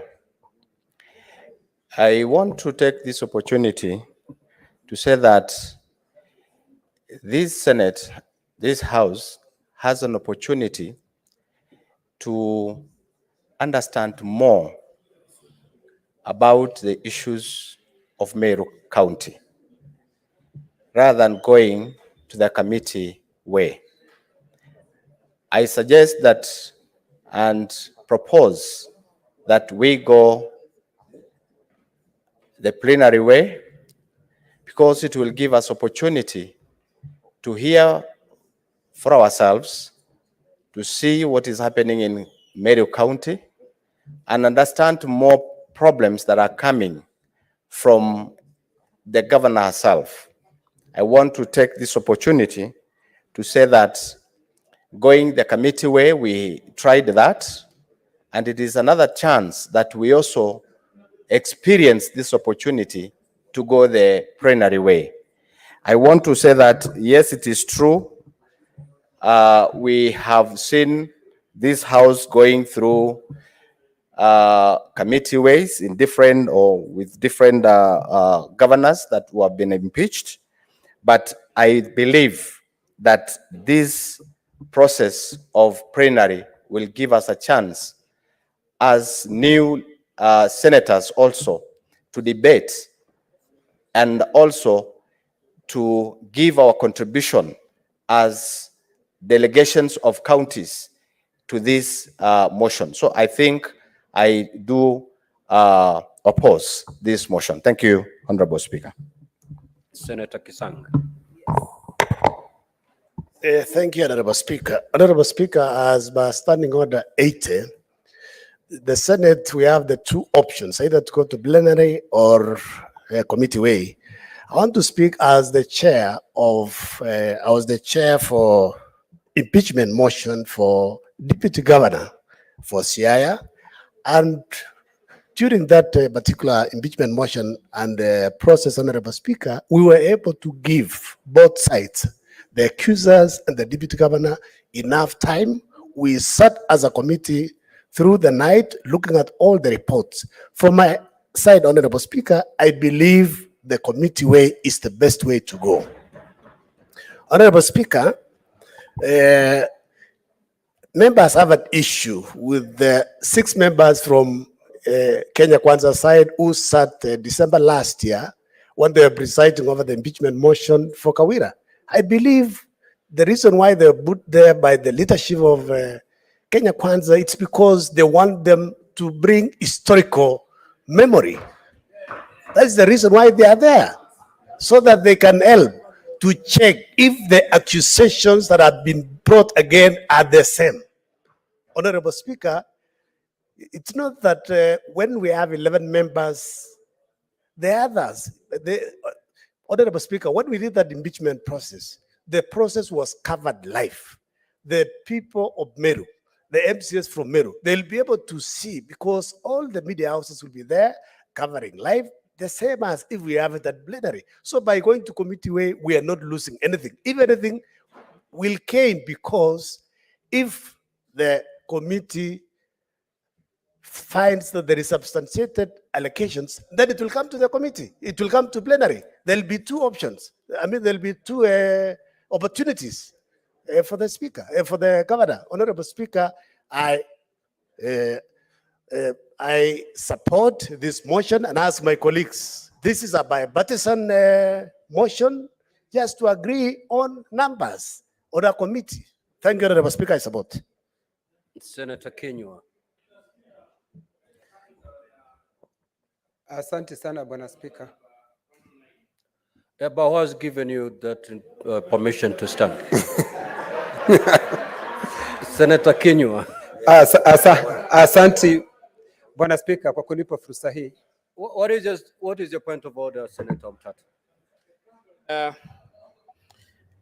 Order number 109, and ask that the move of the motion be now called upon to reply, because we are now bombing rubble. We are repeating ourselves. There's nothing new being said. So let the mover be called to reply. Now, Honorable, have a seat, Senator Folamu. You can take your seat, please. Now, Honorable Senators, Senator Omtata has read the mood of the House and is seeking for the chair to call the mover to reply. Now, will as many? No. Senator Maruma, take your seat. This is a matter we can dispense with in a minute. Okay? So I will proceed to put the question. Will as many as of that opinion say aye? Aye. Will as many as of the contrary opinion say nay? So the ayes have it. Senator Ledama, proceed to reply.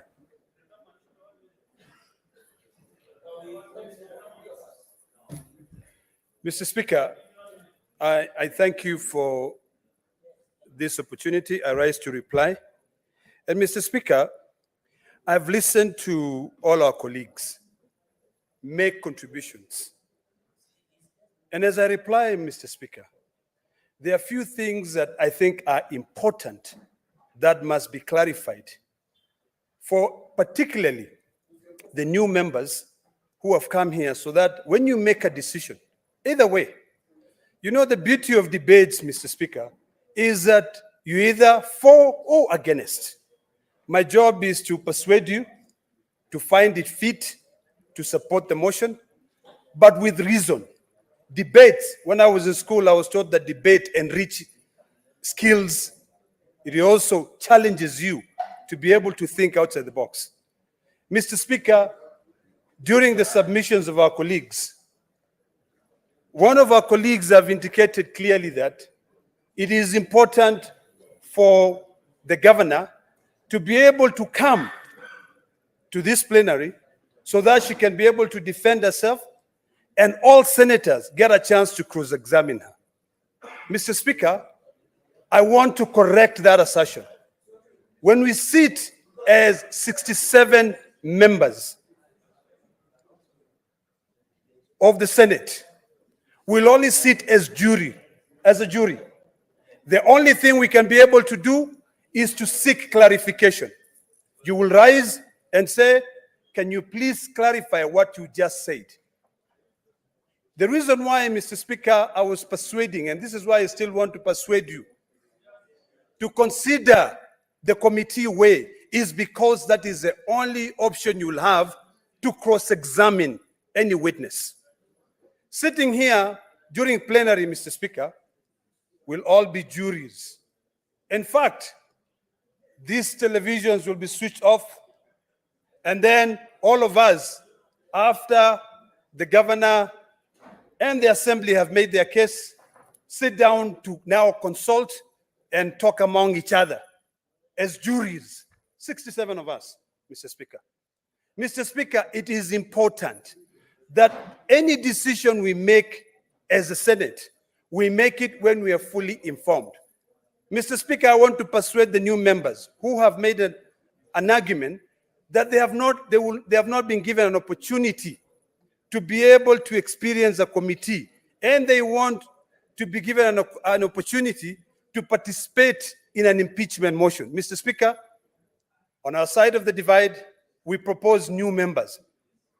And in fact, out of the 11 members, we have proposed in total for both sides 4 women. That is above a third. Mr. Speaker, it is important for us to note that we are discussing about precedents. We are discussing, Mr. Speaker, about procedures, whether committee, whether plenary. If you are sitting there thinking that in plenary, you will get an opportunity to cross-examine a witness, the news is you will not be able to do that. You'll only be a jury. So those are the issues that we must consider, Mr. Speaker, Order, senators. as we make our decision. Senator Boni, and Senator Kisang. Thank you, Mr. Speaker. Mr. Speaker, we are a new democracy. In fact, now I'm happy that soon we'll be celebrating 60 years of independence. We have chosen a presidential system of governance. In the United States, Mr. Speaker, during an impeachment process, a group of representatives who are referred to as managers prosecute the matters and then submit. Once the charges have been read, they prosecute the matters and then submit a report for the full House to debate. We are quite far, Mr. Speaker, when it comes to the issue of understanding issues to do with the impeachment process. And I know, Mr. Speaker, and I want to persuade my colleagues that I know that we are sitting here, and in most cases, Mr. Speaker, what drives us is our political affiliation, Mr. Speaker. I want to remind us, and as I persuade you, as I close, Mr. Speaker, I want to persuade you that whatever happens today, remember it will go on record. It is something which will be able to help build this Senate. I know as you sit there, you've made up your mind. But for the people of Meru, it is important for the people of Meru to know that today we are not prosecuting, we are not debating the issue Honorable Senator. of either to send the governor away. The only thing we are debating is whether What is your point of order, to give Senator, it to for 11 members of the Senate to be What is able your to point of order, cross-examine Senator, witnesses. Senator Ledama. Honorable Speaker, it is very unfortunate that I did not get an opportunity also to speak on this particular matter, which is touching on my county. But Mr. Speaker, you know, Honorable Rendama, Senator Rendama convinced us enough. And I think he is just delivering his points that he gave us. So can you kindly summarize? Can you just summarize and then we make the decision? Yes. Yeah, you just summarize your reply. You don't need to. That is the reason why we could have been given 2 minutes each, because I was on the queue also. It is not fair at all. Senator Fomeru, indeed, I am aware. Indeed, I'm aware that this matter originates from your home county. However, if you look at our standing orders, the mover has 20 minutes to make a reply. So, Senator Ledama, you are left with 3 of the 20. Yeah.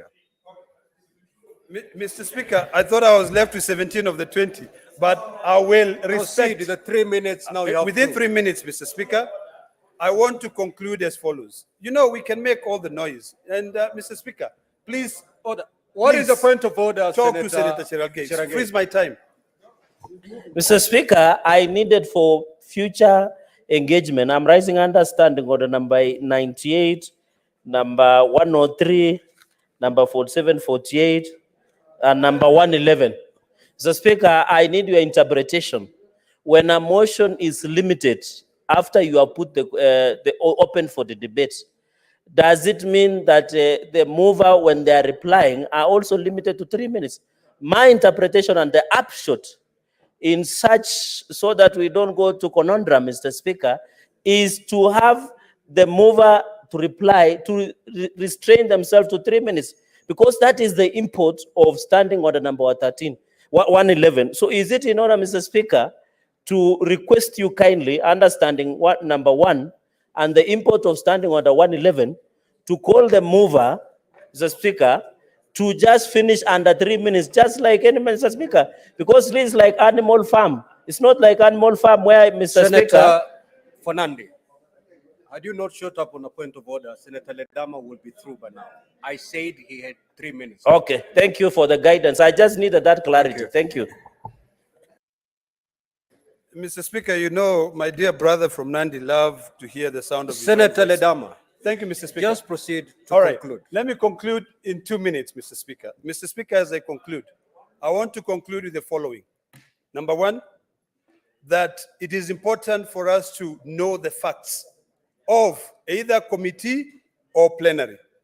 During committee, our distinguished 11 senators will get a chance to retreat, to go and write a well-thought-out report and come back here to be able to persuade us either to send the governor home or to save the governor. During plenary, Mr. Speaker, this will only take 2 days. There is no time to go and retreat. And looking at the calendar, Mr. Speaker, it is quite evident that maybe we'll have only the 7th and the 8th, and that's done. So, Mr. Speaker, as we leave this house today, and as my colleagues from both sides of the aisle make their determination on whether to go plenary or committee, remember that impeachment is a very painful process that I would never wish for anybody. So I plead with you to support order members. My brother from Meru. I have a lot of tremendous respect, Mr. Speaker, for the Deputy Speaker. But the Deputy Speaker, being the Deputy Speaker, sits in that seat, knows the rules of debate. The issue here is this: let us not make it a shouting matter. I am trying to convince you, if we bring Narok here, I'll be sitting here, you will tell me the same thing. So, Mr. Speaker, I beg to reply, and I request you to support. Thank you. Now, honorable senators, as you may notice, this is a procedural motion. It does not go to the substance of the subject of impeachment. It is a procedural motion. And therefore, pursuant to Standing Order 84-1, I will proceed to make my determination, which is it does not affect the counties, being a procedural motion. Senator Eddy, I will throw you out. And therefore, I will proceed now to put the question. At the end of the question, voting shall be by voice. Honorable senators, and I put the question. Senator Karen Nyamu, kindly walk in and take your seat.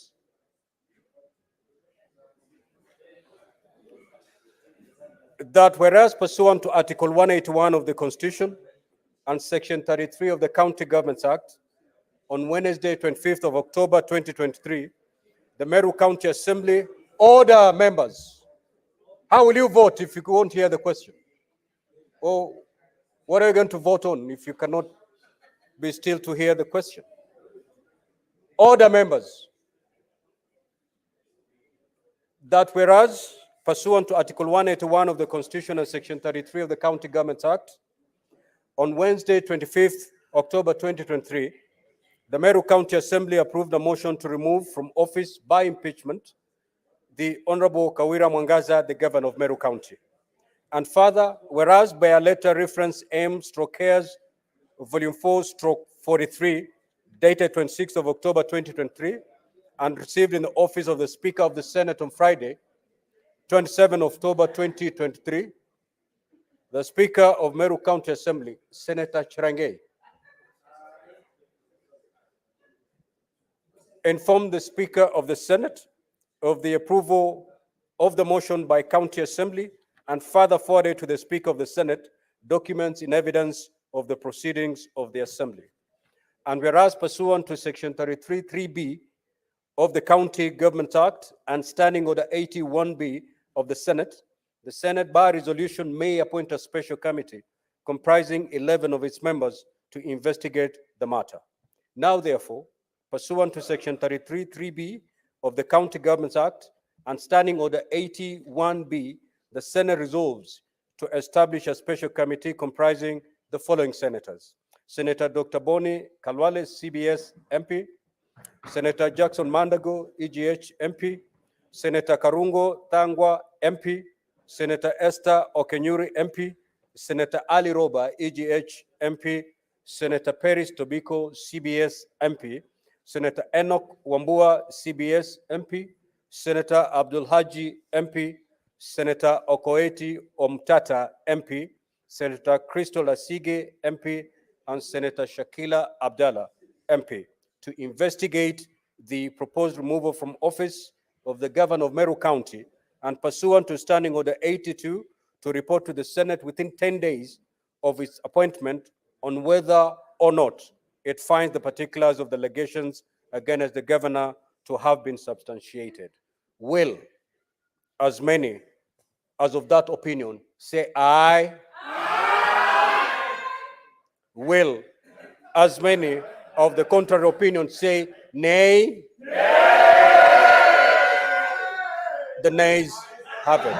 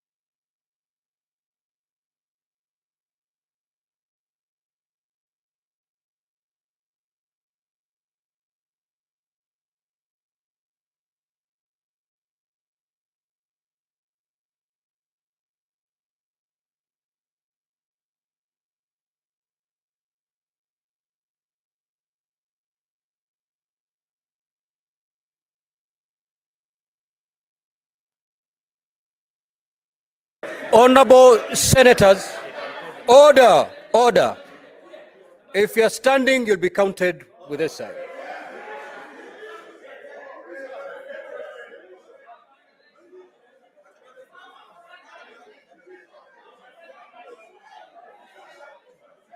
Order.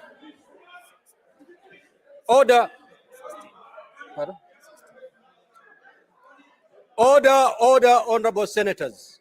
Senator Boni. Now, before I allow the clerk to count,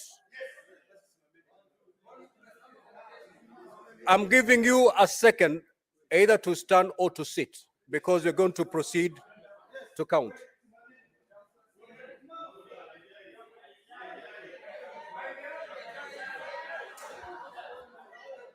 Order, Senator. Senator Ledama. Senator Ledama, you stand and keep quiet. You're not conducting a no.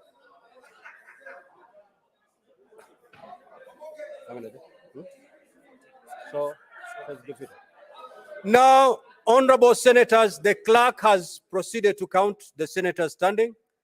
You are 14, and therefore is defeated. Thank you.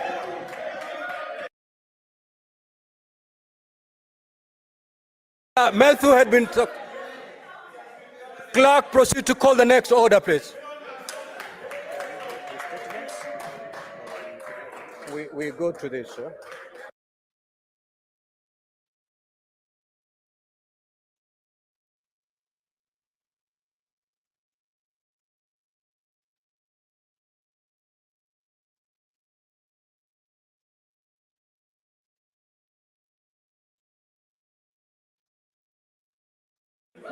Order, order, honorable senators. Order. Clerk, proceed to call the next order, please. Order number 8, the Sugar Bill, National Assembly Bills number 34 of 2023, second reading. A bill for an act of parliament to provide for the development, regulation, and promotion of the sugar industry, to provide for the establishment, powers, and functions of the Kenya Sugar Board, and for connected purposes.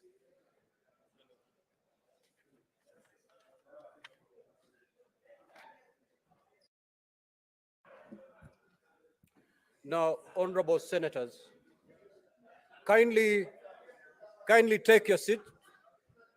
For those who are not willing to continue after that vote, please, you can wait your colleagues in the lounge, but don't disrupt the proceedings of the House.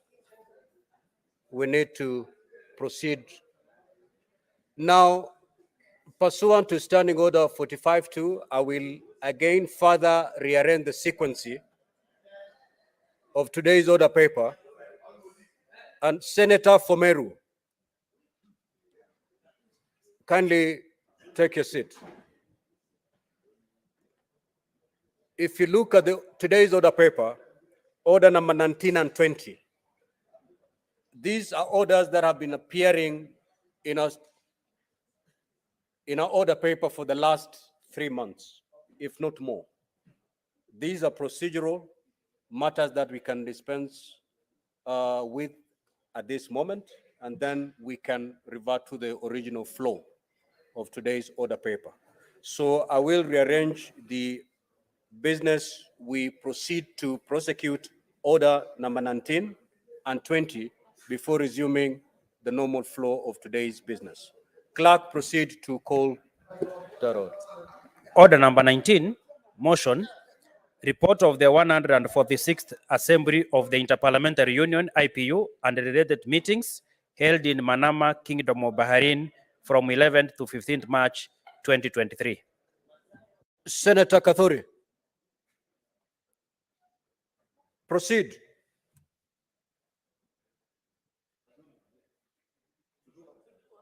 Well, this motion is by the Senator Fomeru. The report on the 147th Assembly of the Interparliamentary, the report on the Manama Honorable IPU Speaker, report. Honorable Speaker, no, wait. Please give me time. Honorable Speaker, not ready, Senator, I was not ready, and my mind also is not, there's no that temperament to prosecute that motion, Mr. Speaker. Very well. Proceed to call order 20. Order number 20, motion, report of the Senate delegation to the 67th session of the Commission on the Status of Women, CSW 67, held in New York from 6th to 17th March 2023. Senator Fatuma Dulo.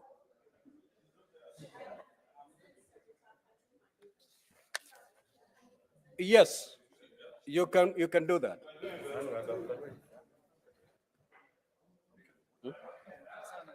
Banawe.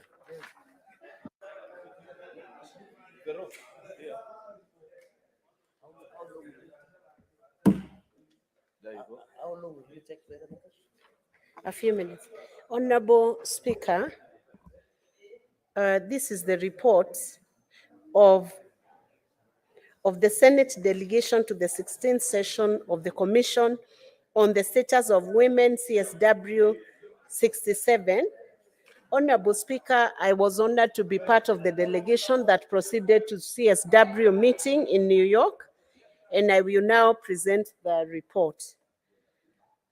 The United Nations Commission on the Status of Women, CSW, is the principal global intergovernmental body exclusively dedicated to the promotion of gender equality and the empowerment of women. Senator Veronica, please approach the speaker.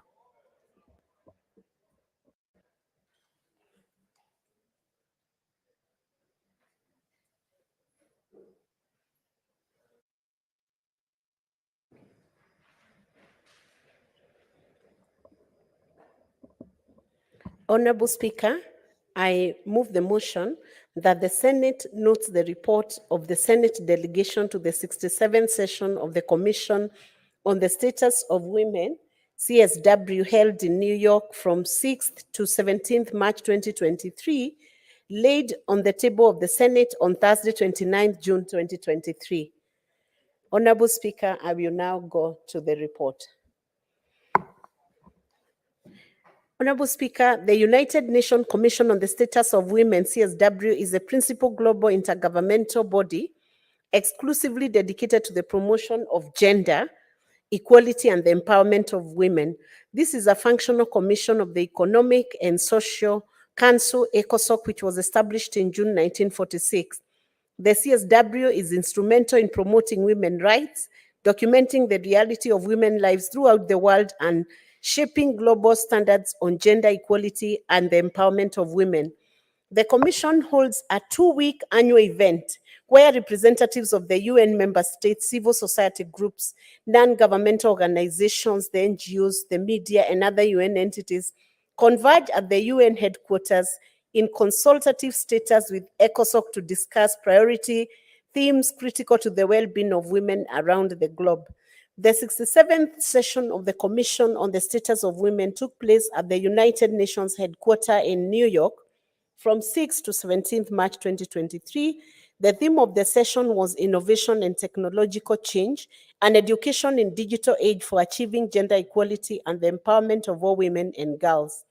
In the first fully in-person session following 3 years of the COVID-19 pandemic, CSW 67 registered attendance from 181 member states with more than 7,000 participants, including 4 heads of states and government and 116 ministers, 205 side events on UN premises, and about 700 NGO parallel events.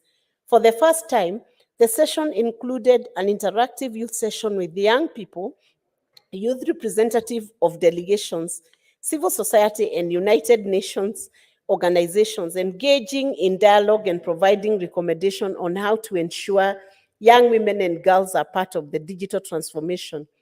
The Commission also benefited from important contribution from a wide range of civil society organizations, including the leaders and commitment makers of the Action Coalition on Technology and Innovation for Gender Equality, launched as part of the Generation Equality Forum. The Action Coalition on Technology and Innovation for the Gender Equality has made a significant contribution in cementing alliances between governments, private sector, civil society, and the UN system, and in driving momentum and commitment to advance gender equality through technology and innovation. The Senate delegation to the 67th session of the Commission on the Status of Women comprised the following: Senator Fatuma Adan Dulo, CBS MP, who was leader of delegation; myself, Senator Veronica Maina, MP; Senator Betty Montet, MP; Senator George Mongai Bogwa, MP; Ms. Michelle Bibi Fondo, Deputy Director, Speaker's Office; Ms. Josephine Kusinyi, Principal Legal Counsel, Secretary to the delegation. On behalf of the delegation, I wish to thank the offices of the Speaker and the Clerk of Senate for the support extended to ensure participation of the delegation in the event.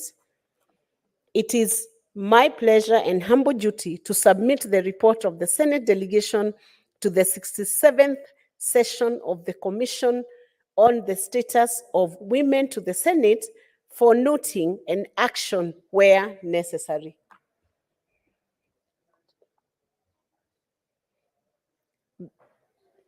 The Commission on the Status of Women, CSW, first met at Lake Success, New York in February 1947, soon after the founding of the United Nations. From its inception, the Commission was supported by a unit of the United Nations that later became the Division for the Advancement of Women in the UN Secretariat. The CSW forged a close relationship with non-governmental organizations, with those in consultative status with the UN Economic and Social Council, ECOSOC, invited to participate as observers. From 1947 to 1962, The Commission focused on setting standards and formulating international conventions to change discriminatory legislation and foster global awareness of women issues. Since the codification of the legal rights of women needed to be supported by data and analysis, the Commission embarked on a global assessment of the status of women.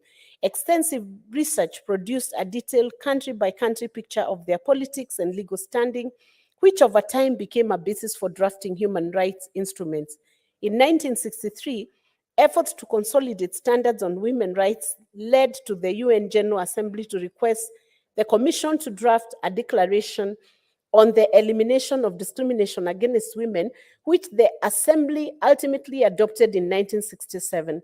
As evidence began to accumulate in the 1960s that women were disproportionately affected by poverty, the work of the Commission centered on women's needs in community and rural development, agricultural work, family planning, and scientific and technological advances.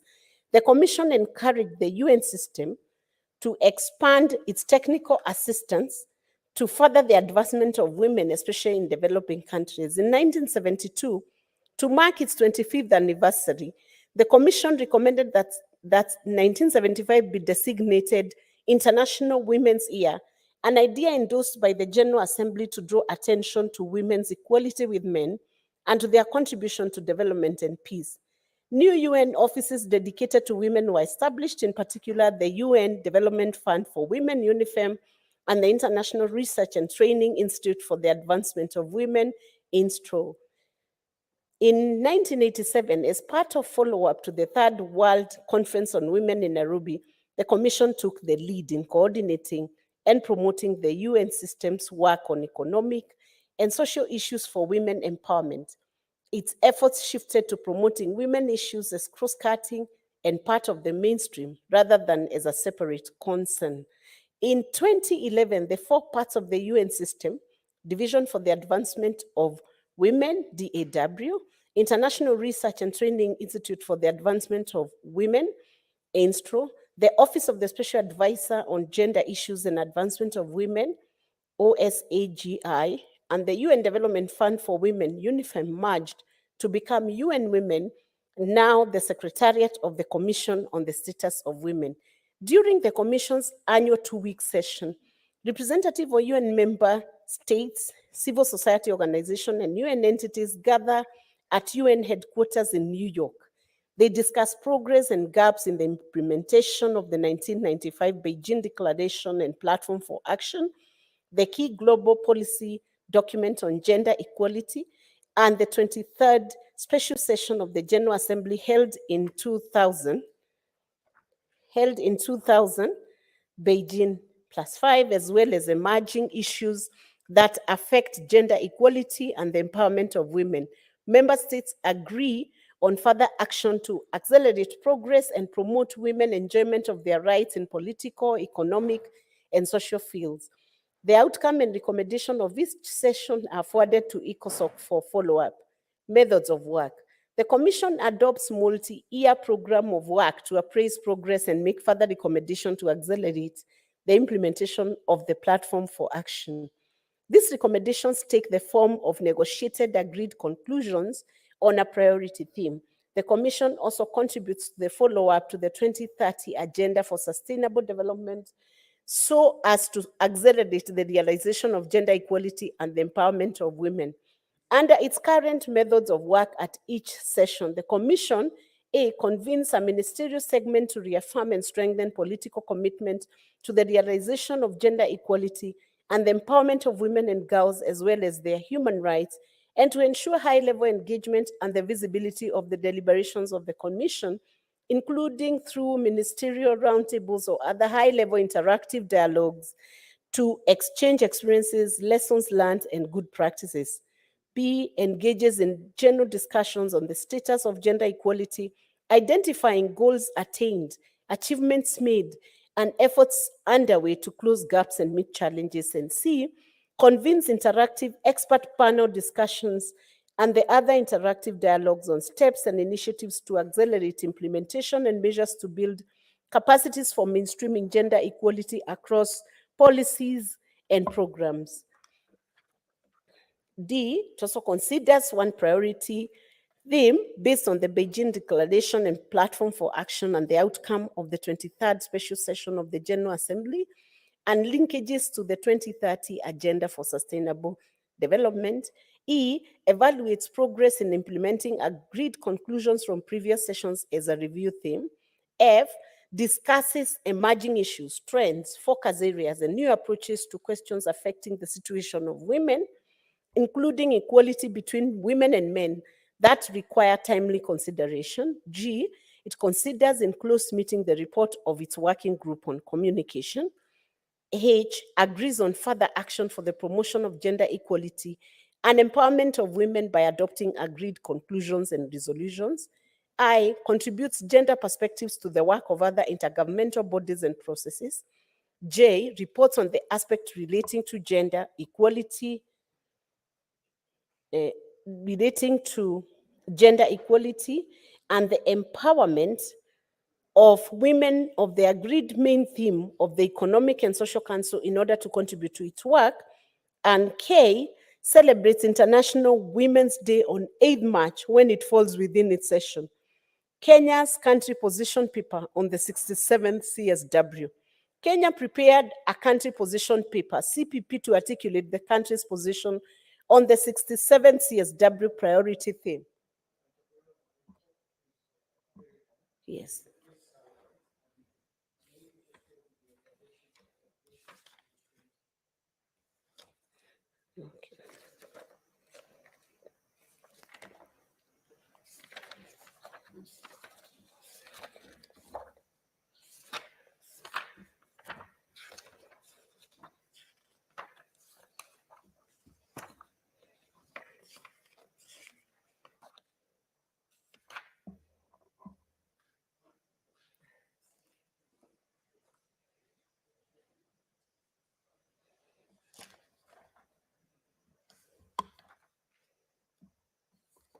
Speaker, I stand guided, and I want to give the observations that were done by the delegation. Those would have been good to see what Kenya presented, Mr. Speaker, but I believe the report will be availed for the senators to take note of that. The delegation observed that there was need to move beyond the focus on access and ensure women are equipped with the knowledge, awareness, and skills to leverage connectivity for their economic and social empowerment. B, that data is important to make informed decisions, and there is need to continually collect comparable sex disaggregated data to monitor progress towards meaningful connectivity. C, policies and programs should be rolled out to facilitate access and subsidize smartphones and other digital devices for women and girls. D, there is need to develop online content and services which are accessible to women with limited literacy and digital skills. And E, Parliament as an institution should consider hosting a side event during the 68th session. Recommendation was the Senate delegation to the 67th session on the Commission of the Status of Women urges the Senate to note this report. The report, Honorable Speaker, contains much more information and the many side events that the delegation attended, and it would be very good if Senate notes so that we can make progress in gender matters. Thank you, Honorable Speaker. I would request Senator Mungatana to second the report.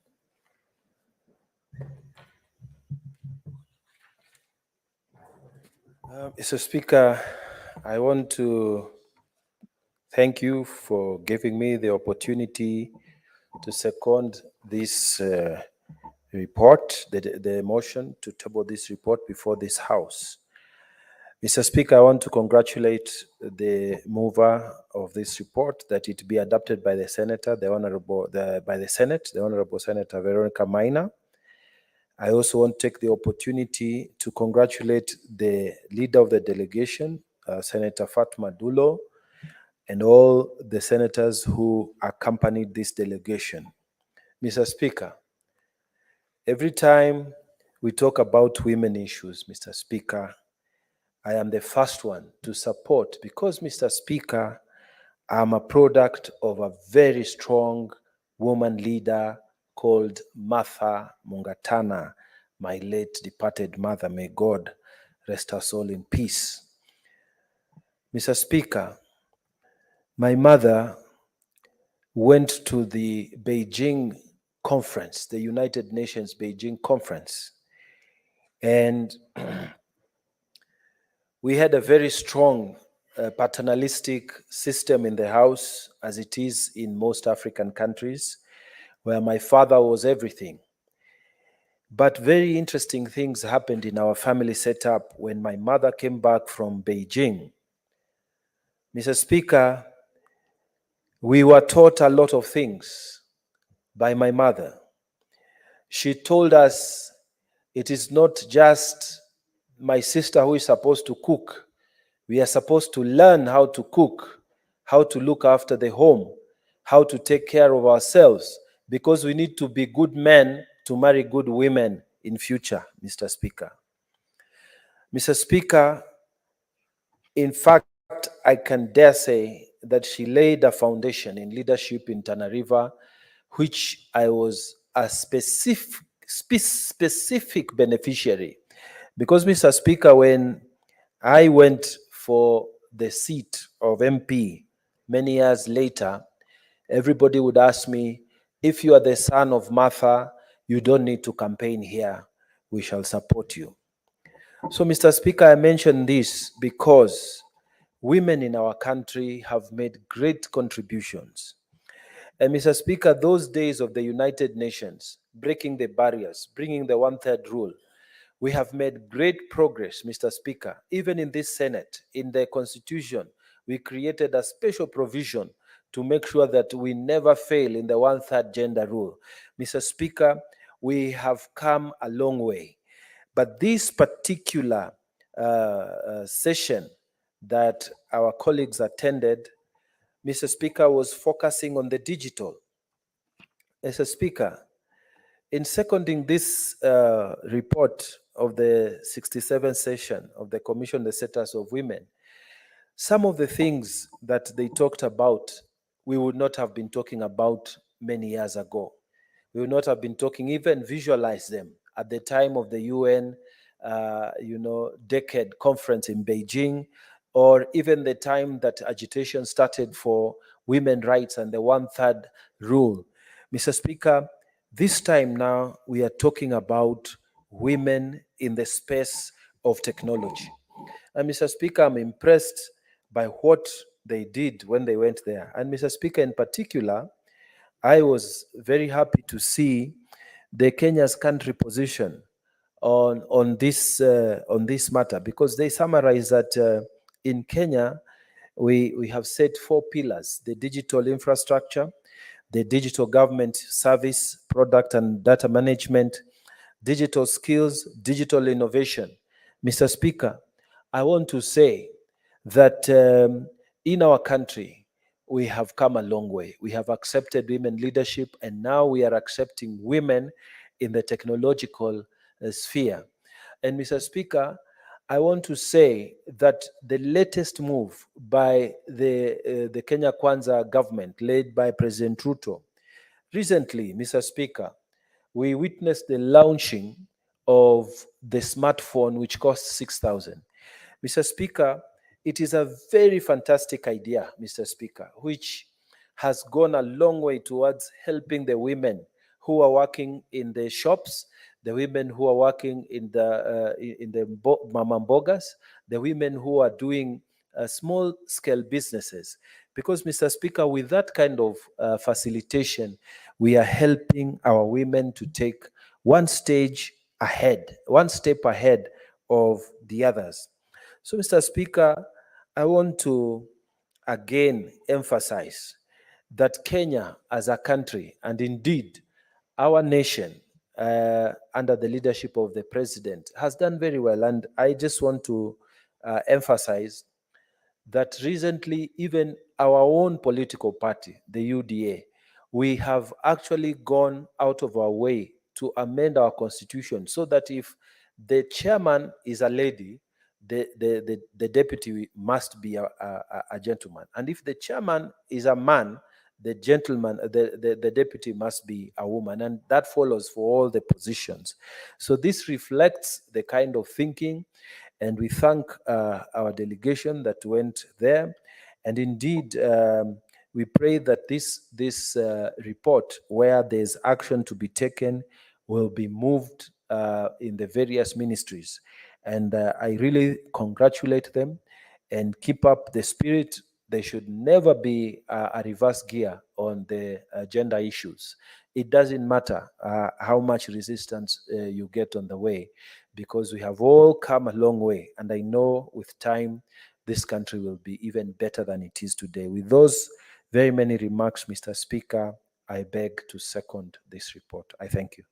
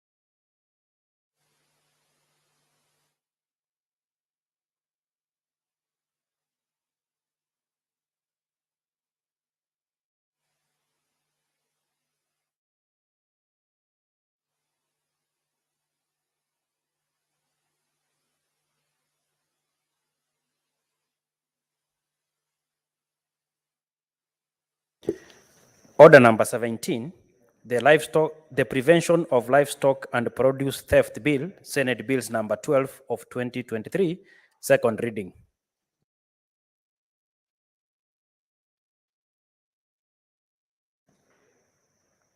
Thank you, Mr. Speaker. Pursuant to the provision of the Senate Standing Orders 1461, I rise to move that the Prevention of Livestock and Produce Theft Bill 2023, Senate Bills number of 2023 be read a second time.